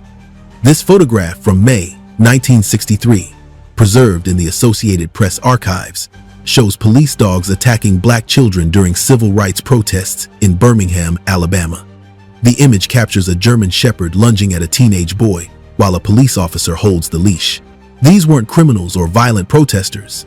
These were children, teenagers, participating in peaceful demonstrations for basic civil rights. And the response from white authorities was to unleash attack dogs on them, to use violence against children who were asking for nothing more than the right to be treated as human beings. Birmingham's Public Safety Commissioner, Bull Connor, ordered police to use dogs and fire hoses against protesters, including children as young as 6 years old. The water pressure from the fire hoses was strong enough to tear bark off trees and rip clothing off bodies. Children were slammed against walls, knocked down, and injured by the force of the water. These images, broadcast on television and published in newspapers worldwide, shocked the nation and the world. They showed the brutality of segregation in stark, undeniable terms. But what gets me is that this happened in 1963, not 1863. This was during the lifetime of people who are still alive today. This isn't ancient history. This is recent history. And the greedy, people who ordered these attacks, who unleashed dogs on children, many of them lived long lives and died peacefully, never facing justice. Number 15. The Tulsa Race Massacre. This photograph from June 1921, held in the Tulsa Historical Society archives, shows the Greenwood district of Tulsa, Oklahoma, known as Black Wall Street, burning during the race massacre that destroyed one of the most prosperous black communities in America. Black Wall Street was a thriving business district with black-owned banks, hotels, stores, restaurants, and professional offices. It was proof that black people could build wealth and success when given the opportunity. And white Tulsa couldn't stand it. On May 31st and June 1st, 1921, white mobs attacked Greenwood, burning over 35 blocks, destroying over 1,200 homes and businesses, and killing an estimated 300 black residents. White men used airplanes to drop firebombs on black neighborhoods. This was one of the first aerial bombings of an American city, and it was Americans bombing other Americans because of race. The massacre was erased from history for decades. It wasn't taught in Oklahoma schools, wasn't mentioned in history books, wasn't acknowledged by the state government. Survivors were threatened into silence, and the white mob members who participated in the massacre faced no consequences. The land where Black Wall Street stood was seized and never returned to its rightful owners. Number 14. Slave Auction Block.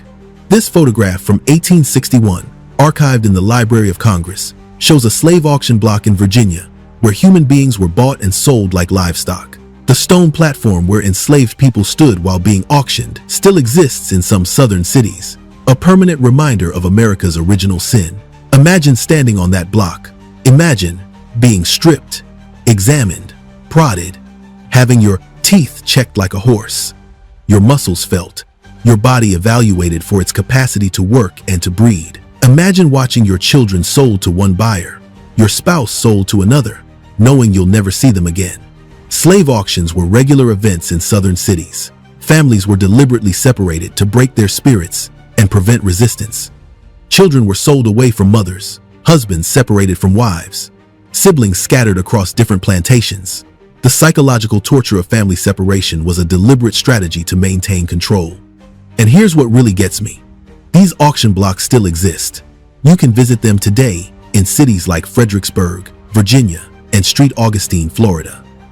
They're historical markers now, tourist attractions, but they're also crime scenes, places where unspeakable evil occurred, where human beings were commodified and families were destroyed. Number 13. Convict leasing in Florida.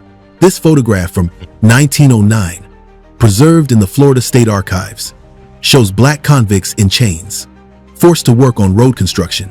After slavery was officially abolished, southern states used convict leasing to maintain a system of forced black labor. Black men were arrested for minor offenses or completely fabricated charges: vagrancy, loitering, not having a job, talking back to a white person.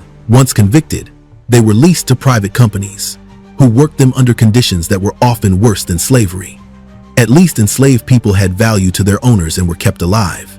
Convict laborers were expendable. If they died, the company just leased more. Thousands of black men died in convict labor camps from overwork, malnutrition, disease, and violence. They worked in mines, on railroads, in lumber camps, and on chain gangs building roads.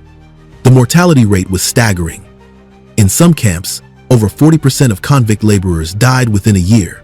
This system continued well into the 20th century. Some southern states didn't end convict leasing until the 1940s. And the legacy continues today in the prison industrial complex, where incarcerated people, disproportionately black, are still forced to work for pennies per hour. Number 12. Little Rock 9. This photograph from September 1957, held in the Library of Congress, shows Elizabeth Eckford, one of the Little Rock 9, walking to school while being screamed at by an angry white mob. Behind her, a white woman's face is twisted in rage, mouth open in a scream of hatred. Elizabeth Eckford was 15 years old. She was trying to go to school. That's it.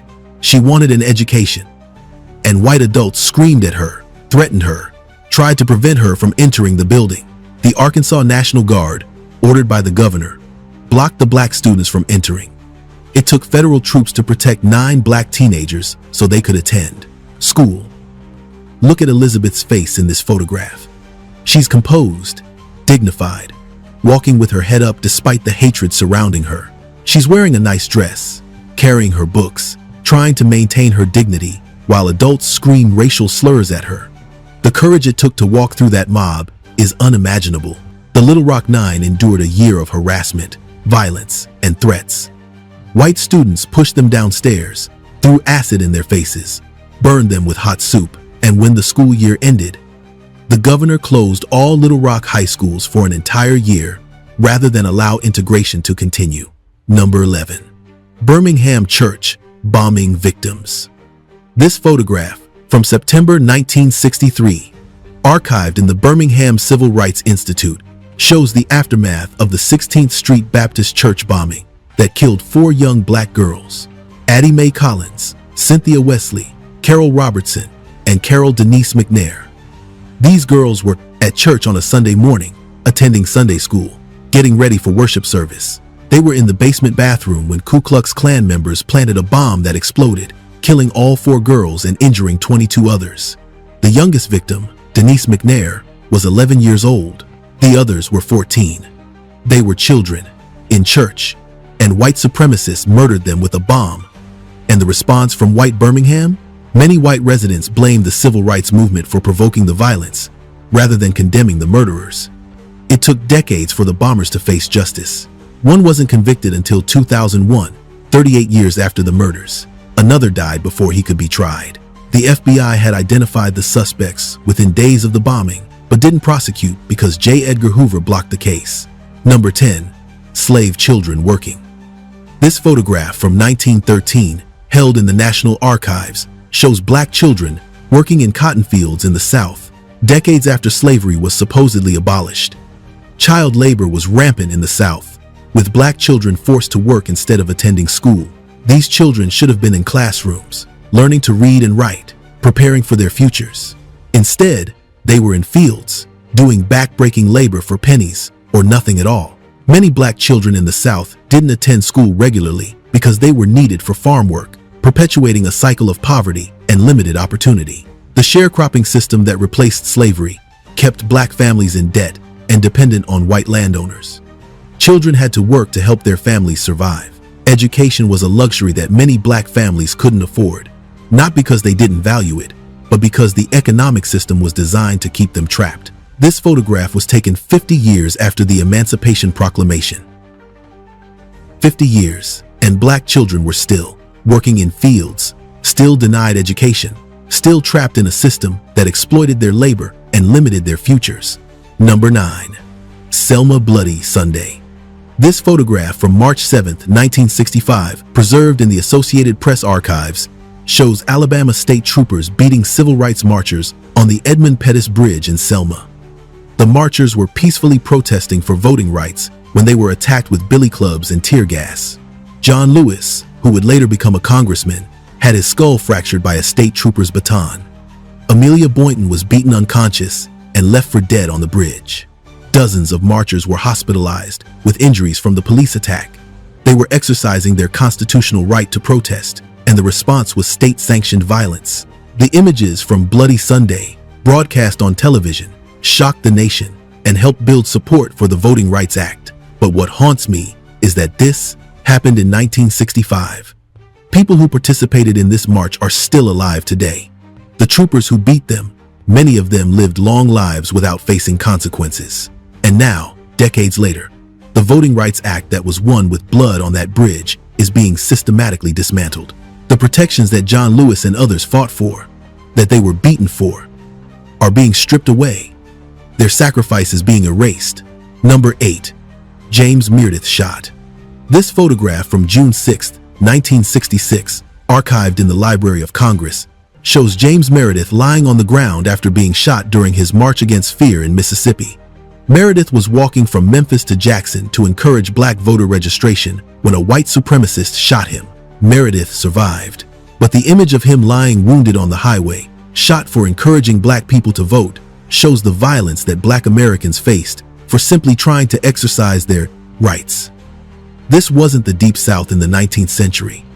This was 1966, less than 60 years ago. After Meredith was shot, other civil rights leaders, including Martin Luther King Jr. and Stokely Carmichael, continued the march. Thousands joined them, and the march became a major moment in the civil rights movement.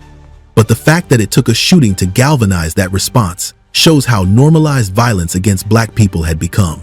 Number 7. Negro Motorist Green Book. This photograph from 1949, held in the Schomburg Center archives, shows a copy of the Negro Motorist Green Book, a travel guide that listed safe places for black travelers to eat, sleep, and get gas while traveling through America. The existence of this book is disturbing because it shows that black people couldn't travel freely in their own country. They needed a guidebook to avoid towns where they might be killed, to find hotels that would accept them, to towns about buck, locate gas stations that would serve them. Traveling while black was literally dangerous. The Green Book was published from 1936 to 1966, documenting 3 decades when black Americans needed a survival guide just to drive across the country. Sundown towns, where black people had to leave before sunset or face violence, were common across America, not just in the South. This book represents the daily humiliation and danger that black people faced. Every trip required planning. Every stop was potentially dangerous. Every interaction with white people could turn violent. And this was during the lifetime of people who are still alive today. Number 6. Police brutality in the 60s. This photograph from 1963, preserved in the National Archives, shows police officers in Birmingham using fire hoses on civil rights protesters. The water pressure was so strong it could strip bark off trees and tear clothing off bodies.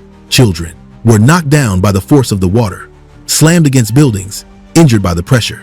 And the police didn't care. They were following orders from Bull Connor, who wanted to crush the civil rights movement through violence and intimidation. These images were broadcast worldwide, showing America's racism to the entire planet. Foreign governments condemned the United States for its treatment of black citizens. The Soviet Union used these images in propaganda, pointing out American hypocrisy in claiming to be the land of freedom while treating black people like this. But what gets me is that the police officers who did this, who turned fire hoses on children, who unleashed dogs on peaceful protesters, they went home to their families that night. They probably thought they were doing their jobs, protecting their community. They didn't see themselves as evil. That's how normalized racism was. Number 5. Medgar Evers crime scene. This photograph from June 12, 1963, held in the Mississippi Department of Archives, shows the crime scene where Medgar Evers, NAACP Field Secretary, was assassinated in his own driveway. He was shot in the back by a white supremacist while his wife and children were inside the house. Evers had been organizing voter registration drives, investigating murders of black people, and fighting segregation in Mississippi. He received constant death threats, but he continued his work because he believed in justice and equality. And white supremacy murdered him for it. His assassin, Byron De La Beckwith, was tried twice in 1964, but all white juries refused to convict him despite overwhelming evidence. He walked free and lived openly in Mississippi for decades, even running for political office. He wasn't convicted until 1994, 30 years after the murder. Medgar Evers was 37 years old when he was killed. He had 3 young children who heard the gunshot that killed their father. His wife, Merle, found him bleeding in the driveway. And the man who murdered him lived free for 3 decades, protected by a racist system that valued white supremacy over justice. Number 4. Fred Hampton crime scene. This photograph from December 4, 1969, archived in the Chicago History Museum, shows the blood-stained mattress where Fred Hampton, chairman of the Illinois Black Panther Party, was murdered by police while he slept. Hampton was 21 years old. Chicago police, working with the FBI, raided Hampton's apartment at 4:30 in the morning and shot him while he was in bed, likely drugged by an FBI informant who had slipped him a sedative. Police fired over 90 shots into the apartment. Hampton was shot twice in the head at point-blank range while he slept. The police claimed they were fired upon first and acted in self-defense, but forensic evidence showed that only 1 shot came from inside the apartment, and it was likely fired after Hampton was already dead. The raid was an assassination, planned and executed by law enforcement. Hampton was a brilliant organizer who was building coalitions across racial lines, creating free breakfast programs for children, and organizing community health clinics. He was a threat to the establishment not because he was violent, but because he was effective. So, they killed him. Number 3. Rosewood Massacre. This photograph from January 1923, held in the Florida State Archives, shows the ruins of Rosewood, Florida, a prosperous black town that was completely destroyed by a white mob. Over 150 black residents were killed, and the entire town was burned to the ground. The massacre started with a false accusation. A white woman claimed she had been assaulted by a black man. White mobs from surrounding areas descended on Rosewood, hunting for black residents, burning homes and businesses, and killing anyone they found. Black residents fled into the swamps, hiding for days while white mobs hunted them. The town of Rosewood ceased to exist. Every building was destroyed, every resident was killed or driven away, and the land was left empty. For decades, the massacre was covered up, not taught in schools, not acknowledged by the state. Survivors were threatened into silence. It wasn't until 1994, 71 years later, that Florida officially acknowledged the massacre and provided compensation to survivors and their descendants. But no one was ever prosecuted for the murders. The white mob members who participated in the massacre lived their lives freely, never facing justice. Number 2. Elaine Massacre. This photograph from October 1919, preserved in the National Archives, shows the aftermath of the Elaine Massacre in Arkansas, where white mobs and federal troops killed an estimated 100 to 240 black sharecroppers who were organizing for better wages. Black sharecroppers had formed a union to demand fair payment for their cotton. White landowners couldn't tolerate black people organizing for their rights, so they attacked. White mobs, joined by federal troops, hunted black people through the countryside, killing men, women, and children. After the massacre, over 200 black people were arrested and charged with inciting violence. 12 were sentenced to death, not for killing anyone, but for daring to organize for fair wages. The white mob members who actually committed the murders faced no charges. The Elaine Massacre was one of the deadliest racial massacres in American history, but it's barely known today. It was covered up, erased from history, not taught in schools. The black people who were murdered were blamed for their own deaths, accused of starting a riot when they were actually the victims of a massacre. Number 1. Strange fruit. Lynching photographs. This photograph from the early 1900s, held in various archives, shows the aftermath of a lynching, with black bodies hanging from trees while white crowds gather below. These images, which inspired Billie Holiday's haunting song Strange Fruit, represent the thousands of lynchings that terrorized black communities for decades. Lynchings weren't just murders, they were public spectacles designed to terrorize entire communities. White people would gather by the thousands, bringing their children, taking photographs, collecting souvenirs. Body parts of lynching victims were kept as trophies. Photographs were made into postcards and mailed across the country. Between 1882 and 1968, over 4,700 documented lynchings occurred in America. The real number is certainly higher, as many lynchings went unreported or were covered up. Black people were lynched for alleged crimes, for economic success, for talking back to white people. or for no reason at all, except white supremacy's need to maintain control through terror. What makes these photographs so disturbing isn't just the bodies hanging from trees. It's the faces of the white people in the crowds. They're smiling, laughing, posing for the camera. They brought their children to watch human beings be tortured and murdered. They saw nothing wrong with what they were doing. That's how deeply racism was embedded in American culture.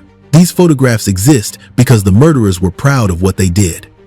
They wanted documentation, wanted to remember, wanted to share their participation in racial terror. They had no fear of consequences because they knew the law wouldn't touch them, that white society would protect them, that their actions were sanctioned by the culture they lived in. Now let me tell you why these images matter.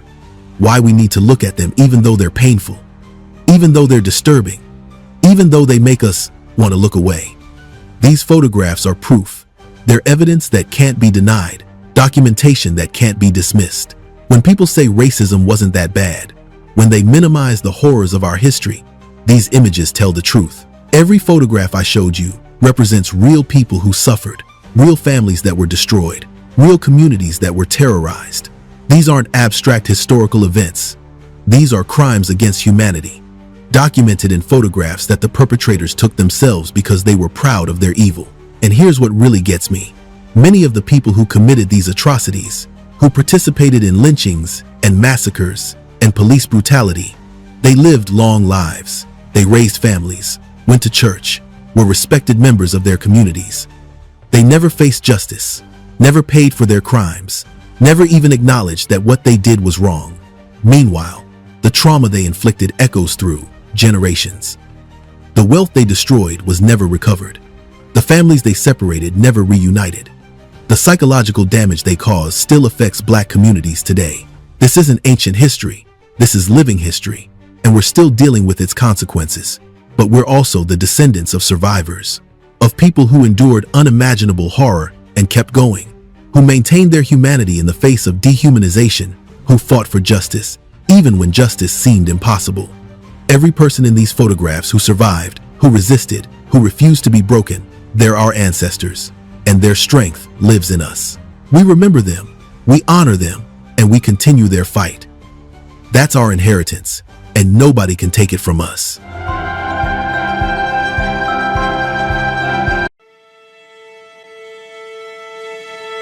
My mom told me a story of my granddad going to the local tractor shop.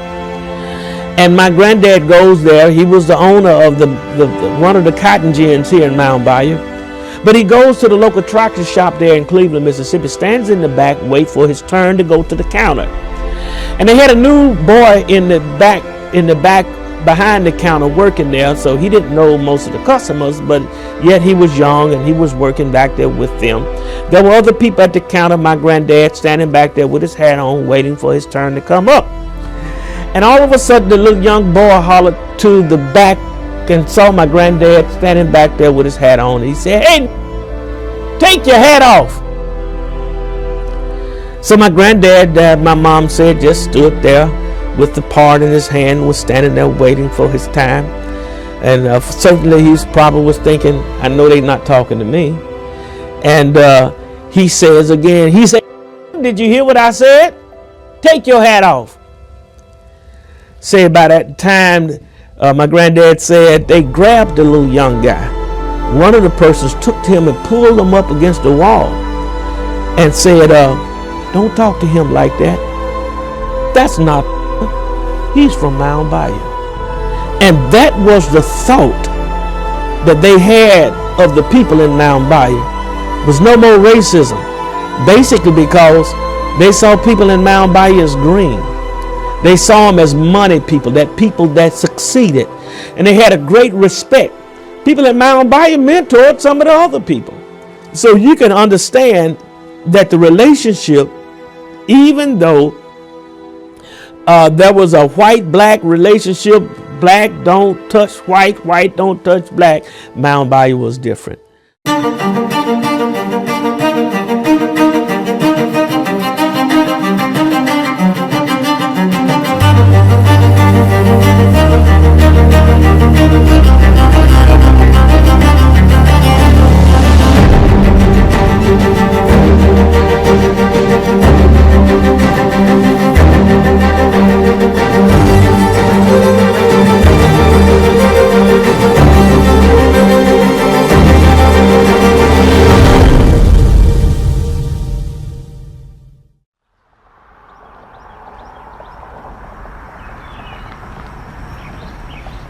Okay, so right now we're in the Mound Bayou Museum, and we're here to tell the story of Mound Bayou, Mississippi, because we feel it's very, very important that people know, and not just for people from Mound Bayou, but nationally, they should know the story of Mound Bayou. Now, there are a couple of parts in what we have in this museum. When we do a tour, we show the differences in how people came up in this country. On the other side, we have a collection that we showcase in this museum by Dr. Alvin Simpson. Dr. Simpson was a professor at Alcorn. He's retired now in Atlanta, but he had been collecting African American artifacts all his life. And once he realized that there was going to be a museum here in Mound Bayou, and it being an all African American town and the history of Mound Bayou, he found that would be the perfect place to put his collection. And so we have that, and he was offered a substantial sum of money to bring it, take it somewhere else, but he preferred to bring it here because this should be the place that it should be. On the other side, you see a lot of disparity in how blacks came up in this country. And you'll see a lot of denigrating, a lot of negative images on the other side over there.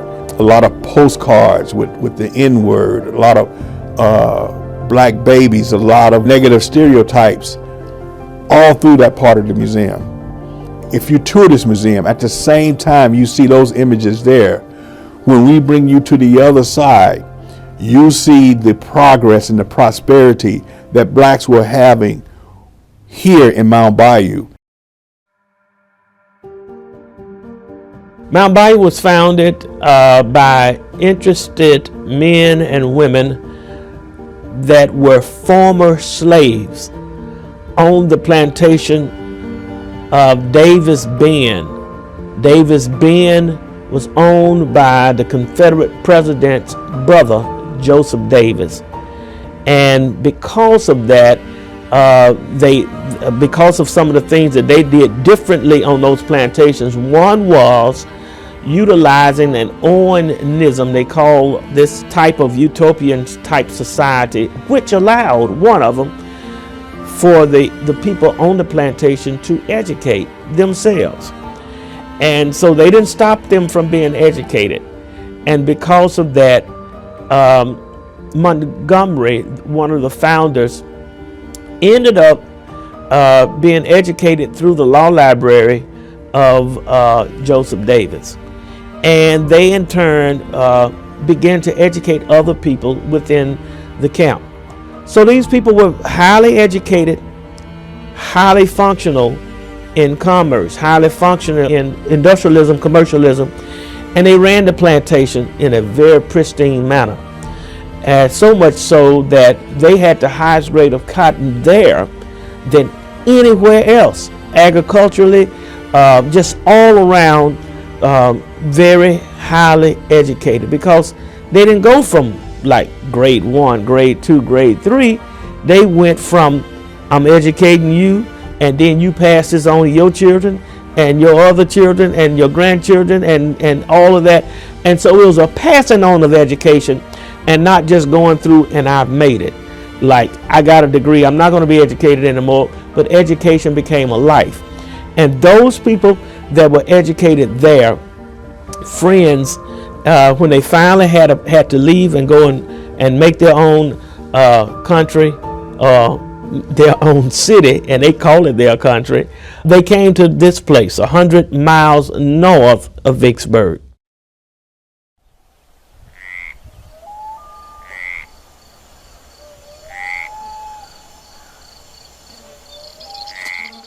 It was heavy swamp areas, and that's where they bought this land from, was the train organization at that time. The train organization really had a problem selling it to other people, but they thought maybe we can offer this to the blacks, and maybe because they came from Africa and they can deal with malaria and mosquitoes better than anybody else, we'll sell it to them. They did. But these people that that came, the Montgomerys and the Davises and the Greens, all of the rest of them that came, they drained the swamp. And this was the real swamp draining. They actually drained the swamp land, and they strategically drew up how to do it. And within so many years, Mound Bayou became a thriving, powerful city. There was a time, even while they were draining that swamp, even while they were building Mound Bayou, that Montgomery would make a statement to them that why are you having a problem? Because many of them did. Some of them could not see what he saw, the vision. And he would say, didn't you do this on behalf of your master? Didn't you do this because your master told you to do it? Can you not do it for yourself and your children that comes behind you? And as he told them that, and he would tell them, as Moses did when he was leading the children of Israel out of Egypt into the promised land. There's a scripture where he says, now stand still and steady yourself and look forward and go on. Go on. And this is one of the things that Montgomery had to do to the people of Mound Bayou, and they did. Now this happened in 1887, but by 1907, the President of the United States, Theodore Roosevelt, by the invitation of now Isaiah T. Montgomery, the founder, but yet he was known across the land as a highly and well-respected person. These guys were so highly educated that they invited the President of the United States, Theodore Roosevelt, who came. And I used to ask the question, what was the name of the train that Roosevelt rode? And my answer is, he rode Choo Choo 1. So he brought Choo Choo 1 to Mound Bayou. And he stood on the back of the train and he gave this message. And he was emotional, highly emotional about it. He would make statements like, and at that time they would look at blacks and their color and say they are 100% black. Or if their color, the tone moved back, they say they're 80% black, or they 50% black based on their color.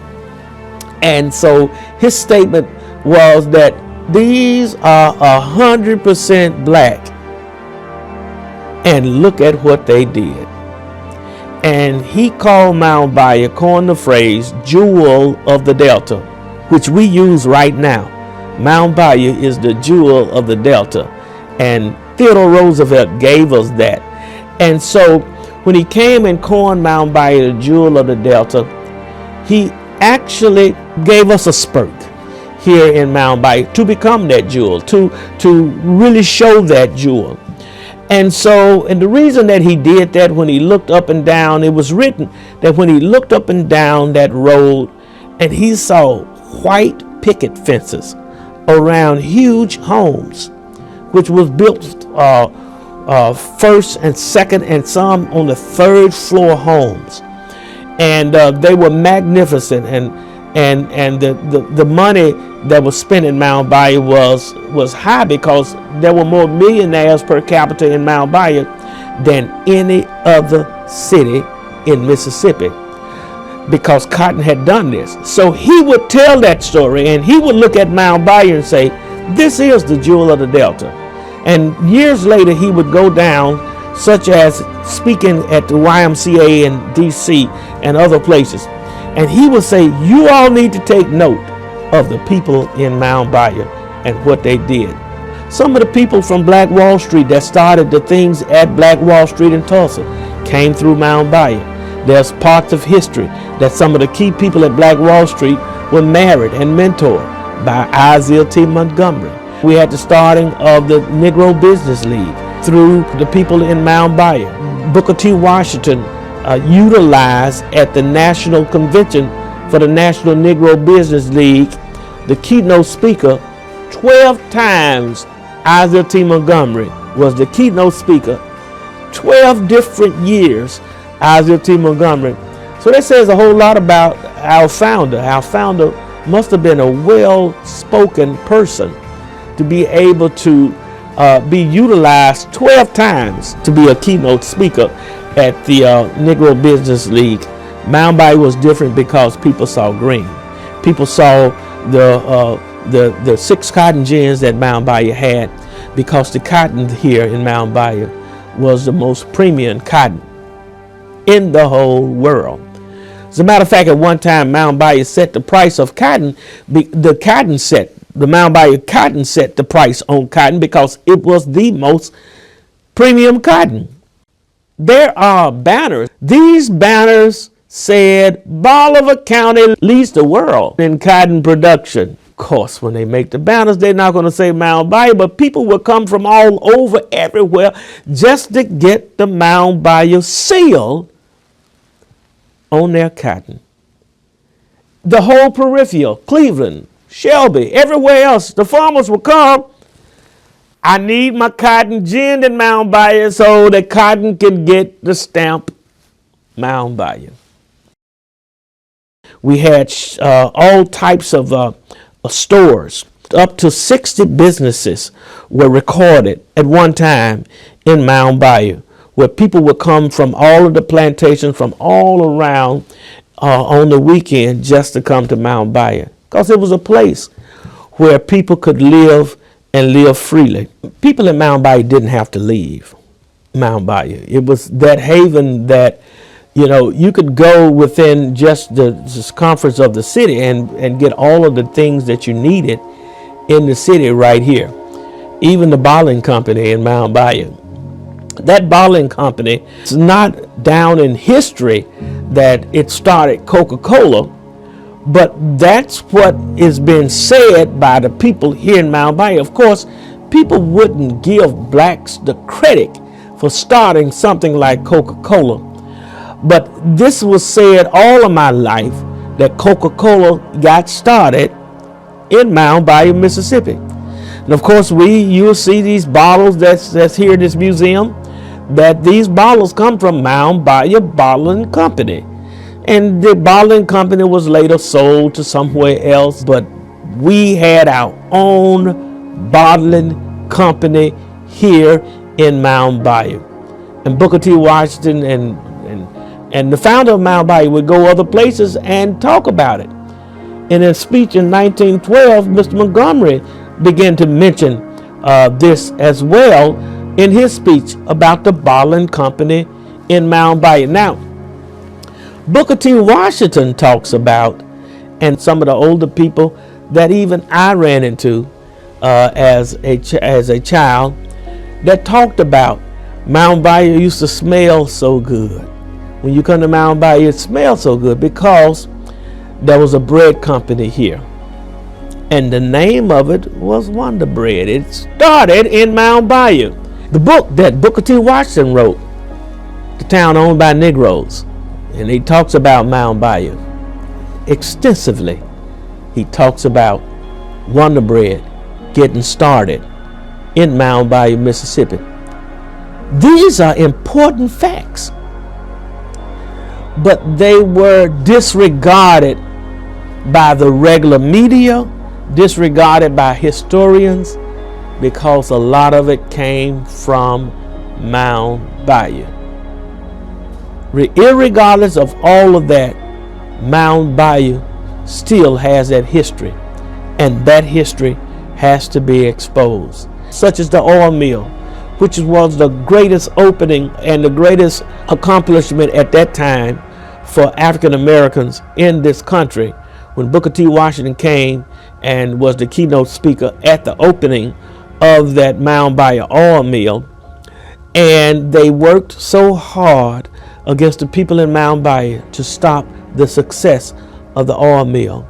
So much so that finally, even through the efforts of the people of Mound Bayou to put white people out front, some of their white friends out front, to keep them from coming against that, they bought that, and they decided we still are going to stop utilizing the people in Mound Bayou. So they couldn't sail outside of Mound Bayou. And so they white-capped. What we call white-cap. They stopped the organization from operating. This is our powerful history. Booker T. Washington mentored somebody named Charles Banks, who Banks, when he came, opened a bank. And Mound Bayou then had a really a strong financial piece that kept Mound Bayou rolling. Charles Banks was a genius in finances, and they recognized that and knew it. They closed our bank. They closed our bank in Mound Bayou. And the reason that Mississippi, who was not regulated by the federal at that time, closed our bank because there was some type of outside agitators that had a problem. And they wrote the state of Mississippi, and they said, now, listen, let's make sense of this. How can you allow a person or people that hold assets in the bank to record 100% asset for their holdings, and they're only 80% people? They're not 100% people. If they're not 100% people, why can they record 100% of asset? And so I guess the state of Mississippi say, well, you got a point, because we've been saying that they're not 100% people. So they closed the bank because of the devastation that was coming from racism.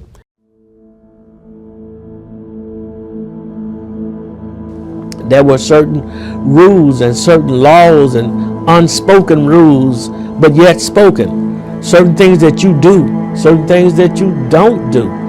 And people knew how to live by those laws.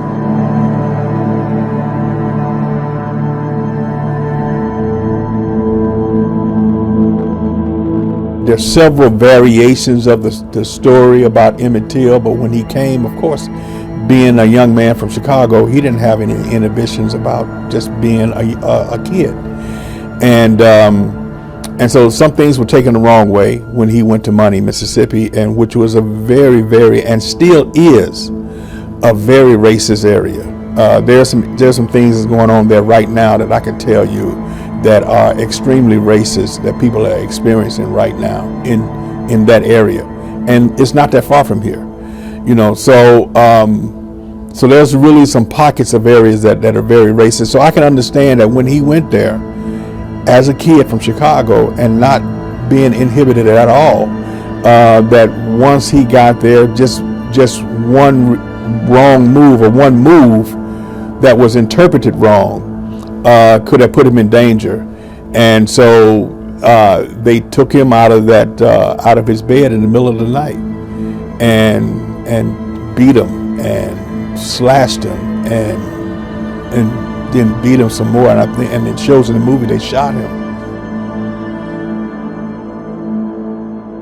And so he was thrown in the Tallahatchie River, and they a few days later they fished him out because he was tied down with a 200-pound gin fan, and but somehow his legs, of course, surfaced, and they found that body. They pulled him out, and then he had when they saw the body, it was really tough identifying it because of the time being in the river. And also the fact that the way they beat him, it was just, there was all types of contusions and things around his body.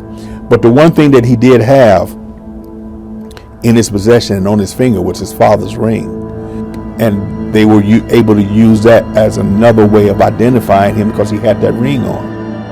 Mound Bayou was known throughout the North Mississippi area as being a haven for blacks. We had sort of like an underground railroad, since we had a railroad that came through here.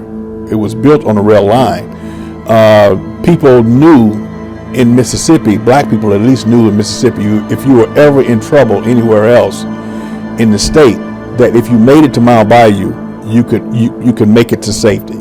And a lot of times there are many stories about people who came from different places in Mississippi and came here and got here, and they got on the train and went somewhere else just to get safe from whatever was going on. After that happened with Emmett, of course, his mother came down. She wanted to come to the trial, and they had to have a place to stay. So not only did Mamie Till stay here, but the black press and the black public officials all stayed in Mound Bayou, because in the Mississippi Delta, there was nowhere else where a black person at that time could have safe accommodations. When that trial happened, it was a natural place, especially because T.R.M. Howard was already involved in the civil rights movement. He was a fiery orator, and he would go around the country not only mentoring civil rights leaders here, but he was also mentoring civil rights leaders in other states and other places, and he was a nationally known figure. And he would end up inviting Mamie Till Mosley to come to stay in Mound Bayou, and he hid her out in his home. He had a large home, my dad said, and he talked about his home. He talked about how he would hide her there. And they talk about the security that he had. He had people that were security, but yet when he drove his car, he would have guns in his car in places that nobody else could ever find. And of course, he was stopped many times when he would cover for Mamie Till. Would drive her from here to the court, or from here for investigation. There was a caravan of armed guards taking her to and from the courthouse. And matter of fact, my dad tells me they would lay her down in the back seat, put a cover over her, and take her back and forth, because they had snipers out ready for them going back and forth to the courthouse. Dr. T.R.M. Howard, I would say, instigated a lot of the things that went national about the Emmett Till and Mamie Till Mosley investigations of that case. And so Dr. Howard was like in the background making things happen. He made calls, he knew people, and no wonder Miss Mamie was able to make some telephone calls, because if you call Dr. Howard, he knew who that knew somebody else that knew who would be able to tell somebody else to tell them to deal with this. And those are the types of things that you needed during that time. And that's the reason why Emmett Till's body didn't go in the ground in Mississippi, because if it had gone in the ground in Mississippi, we would not have had the civil rights movement. And it was because they took that body the way it was and sent it to Chicago, Illinois, where she could expose that body to the world. That's the reason that we had civil rights. If there was not a civil rights movement, then there would not have been a pause in that, and then we could send it all the way back to contribute that to the work that Dr. T.R.M. Howard did during the time of the Emmett Till trials. Mamie Till, not only, she did not come, when she came to Mound Bayou, she did not come to a strange place. There are family members that are still here that are related to Mamie Till, even though she was hiding out at T.R.M. Howard's house. She made her way through the community. She was able to talk to her relatives. She was able to later on come back and revisit Mound Bayou and go by different people's homes and talk to different people about what actually happened. You know, what's reported in newspapers and what actually happens sometimes can be different. And she talked about how important it was for the whole world to see what they did in Mississippi. She released her son's death to be a seed planted for the rights of African Americans across this country. She released that. And she said how she thought her son had to die so that these things would happen. She changed her life to be able to come the rest of her life and to just talk about the rights of African Americans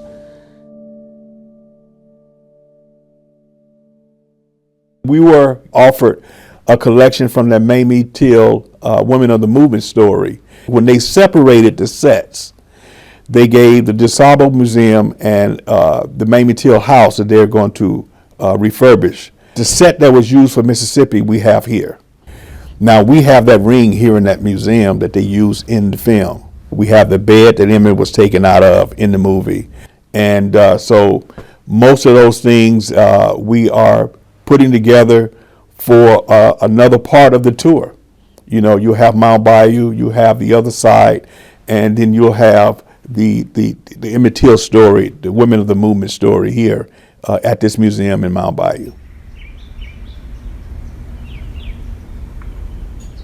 The Knights and Daughters of Tabor fraternity put together their nickels and dimes across the country in this secret fraternity, and they built for the first time where blacks could walk through the front door of a hospital, the Taborian Hospital in Mount Bayou.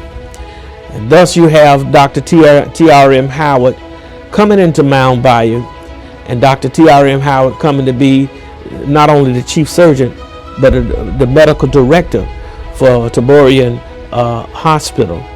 Dr. T.R.M. Howard would go on and began to build up Mount Bayou. He was an entrepreneur. Across the street, he would put a zoo. Then he would also build a similar place to Taborian Hospital called the Friendship Clinic. Before then, he had the Green Parrot Inn, which was a restaurant, and people would enjoy the Green Parrot Inn. But he would also build this big Olympic-sized swimming pool across the street. And young people all over would come and jump off of the high diving board, the low diving board, and just have a good time right here in the Mississippi Delta in the 1950s. Would you believe? Black people were able to not be discriminated at an Olympic-sized public swimming pool, the only place that you'll find it in Mississippi. And would you believe that Dr. T.R.M. Howard still had time to be a doctor? He was such a wonderful doctor that even the whites would have him to come and see personally their family members. It was all known that, of course, at night that he would go and visit some of the other people, but yet they wouldn't, I guess, come to Mount Bayou, but they paid him to come to be doctors for their family members as well. He was a very jazzy man. He was a man of, my father said, because my dad would come here in 1953 and begin to work for him himself. Because he had hired Medgar Evers, and Medgar Evers would go out and finally go to work with the NAACP, which Dr. Howard was working with. Of course, he was also had become the president of the Mississippi chapter of the Negro Business League as well. He also was doing businesses. He was also bringing businesses to Mount Bayou. And my father, Herman Johnson, came and worked for them as well. And so then I'm getting now the story of Herman Johnson talking about Dr. T.R.M. Howard. He says to me that Dr. Howard built everything large. He did everything large. He grew everything large. Dad said that all of his watermelons was large. He said he had corn that was larger than everybody else's corn.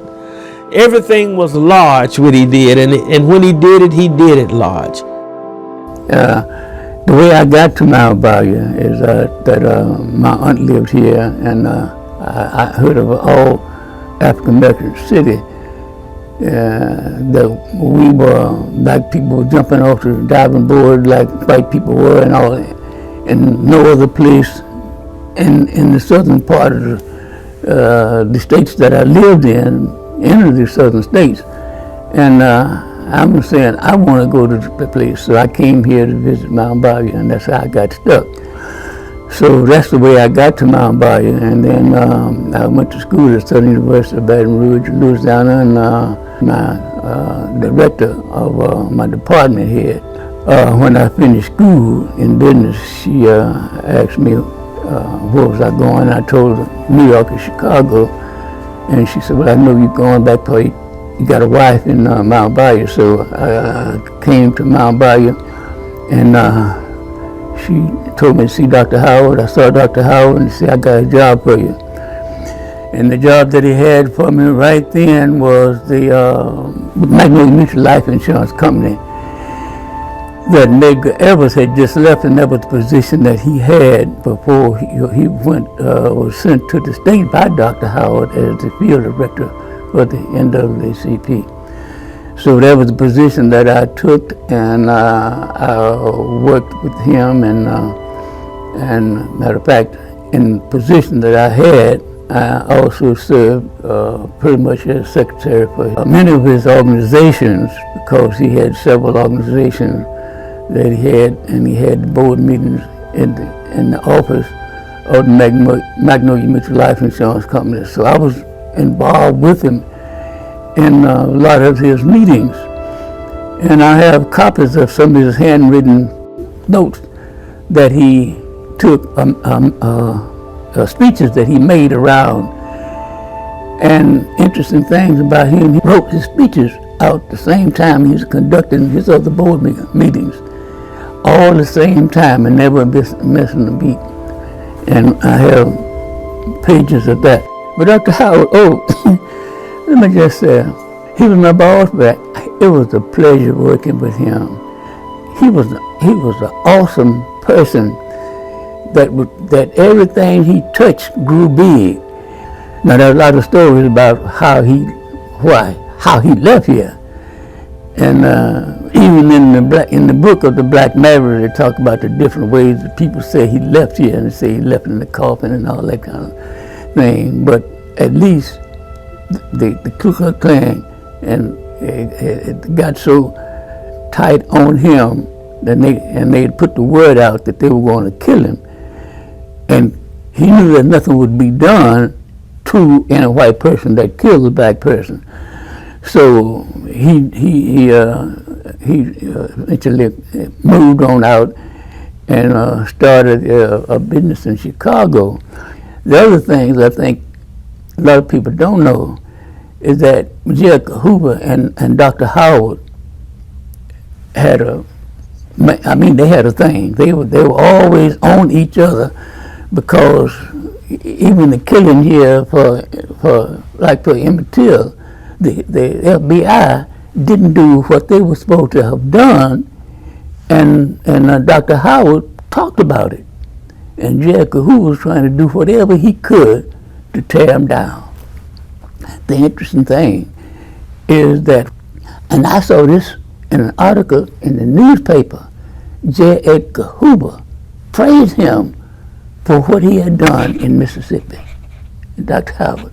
So I thought that was interesting, and I thought that was something that people should know, because nobody talks about that too much.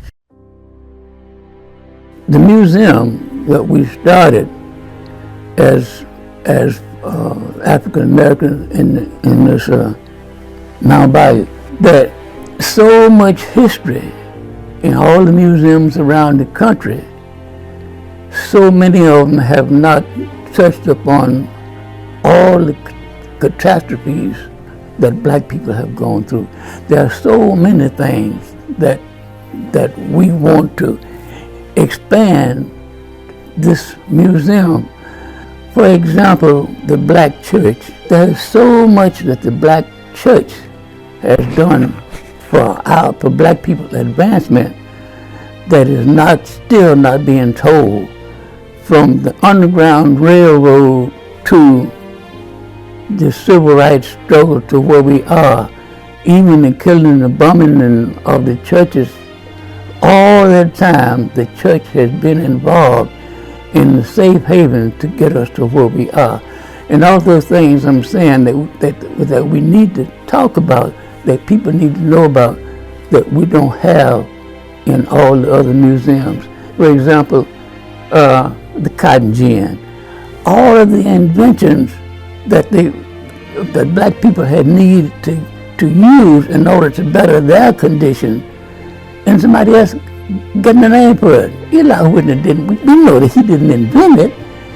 The cotton gin was invented by black people, but they gave him the credit for doing it because he was white. But there were so many things that we invented that a lot of people don't know about. And even if you know about it, we didn't get credit for. All these things we just need for us to know what we have done in order to get where we are that we didn't get credit for.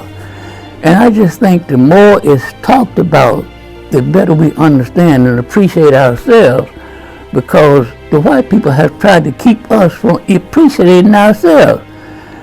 And they try to make us want to look white like them. Until, a few years ago when somebody said black is beautiful. People didn't start appreciating themselves until then.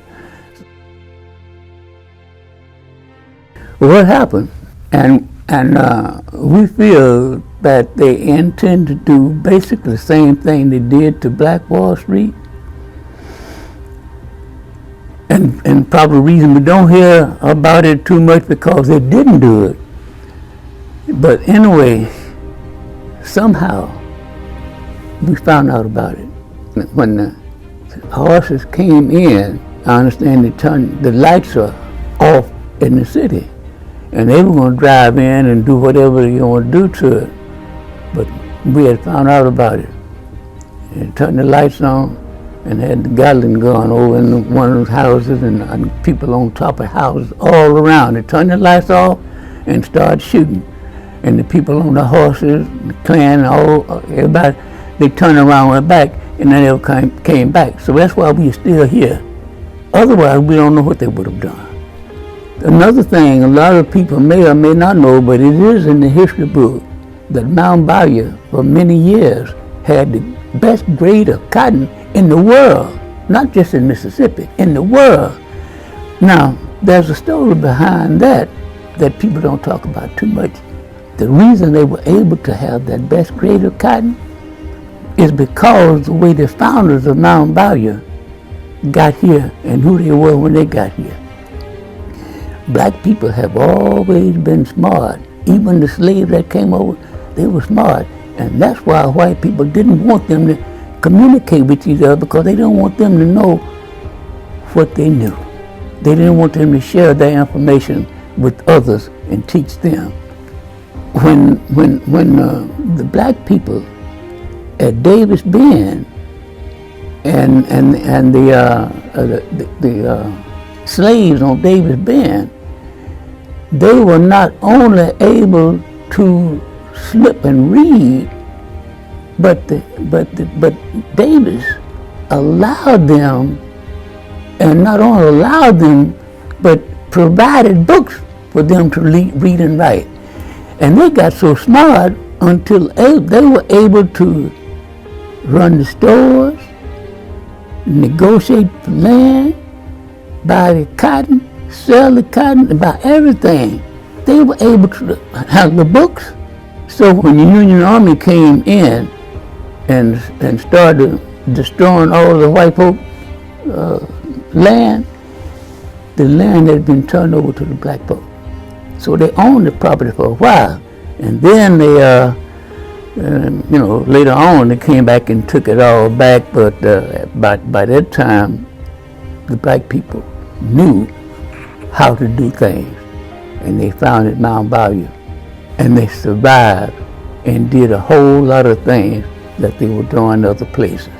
And that's why they were able to have even the white folk who around were slipping that cotton into Mount Bayou to get the Mount Bayou tag on it, because it's the best grade of cotton in the world. So those are the kind of things that not only people don't know, but if they do know, they try to keep it quiet. There was so much history. Well, I don't know if it's in the point in talking about that, but maybe it is the point of talking about that, because the more we talk about it, the more people understand how our history has been tried to keep out of the real history books that's being taught into the into the schools. For example, Dad came here, but when he came to go over here and picked up a history book to see how much about Mount Bayou, and he couldn't find it, he went to the index, and it said Mount Bayou, and it had just a sentence in there about Mount Bayou. Nothing about Mount Bayou. They didn't even have in the history book about the history of anything about how Mount Bayou was founded and all of that. So that's why I try to say to everybody, if you want to know the history of yourself, you have to find it somewhere else. You won't find it in the history books that's being taught in the schools. Then that's the way to find the history of black people, is that you have to go over and search for it from history books that have been written by black people or some other person that has the interest of us in heart. And there are so many books out, and we have some here that share the introduction to the struggles that we've gone through in order to get where we are. Now, and I'm not just saying the struggles of what we have gone through. Most of the time, all our lives that we've been here, for the most part, they've been against Mount Bayou. But see, at the struggle, we had a saying that we had to do 10 to 15 times more in order to get what we got than other towns in the county. I've had quite a bit. I could have a 300-page book if somebody wanted to write it. So I know that we don't have time to do that. I just think about all the things that we've tried to do here in Mount Bayou and the struggle we've had to get to where we are in Mount Bayou after the initial number of years, for about 60-some years. They've done everything they could to prevent. But the struggle that the white people are doing right now is trying to stop us from voting. And we know that's wrong. But they want to try to and let me just say what I've said to some of the people around. It's the same thing as many years when the black truck driver, as they did him in California, came and he said, can't we all just get along?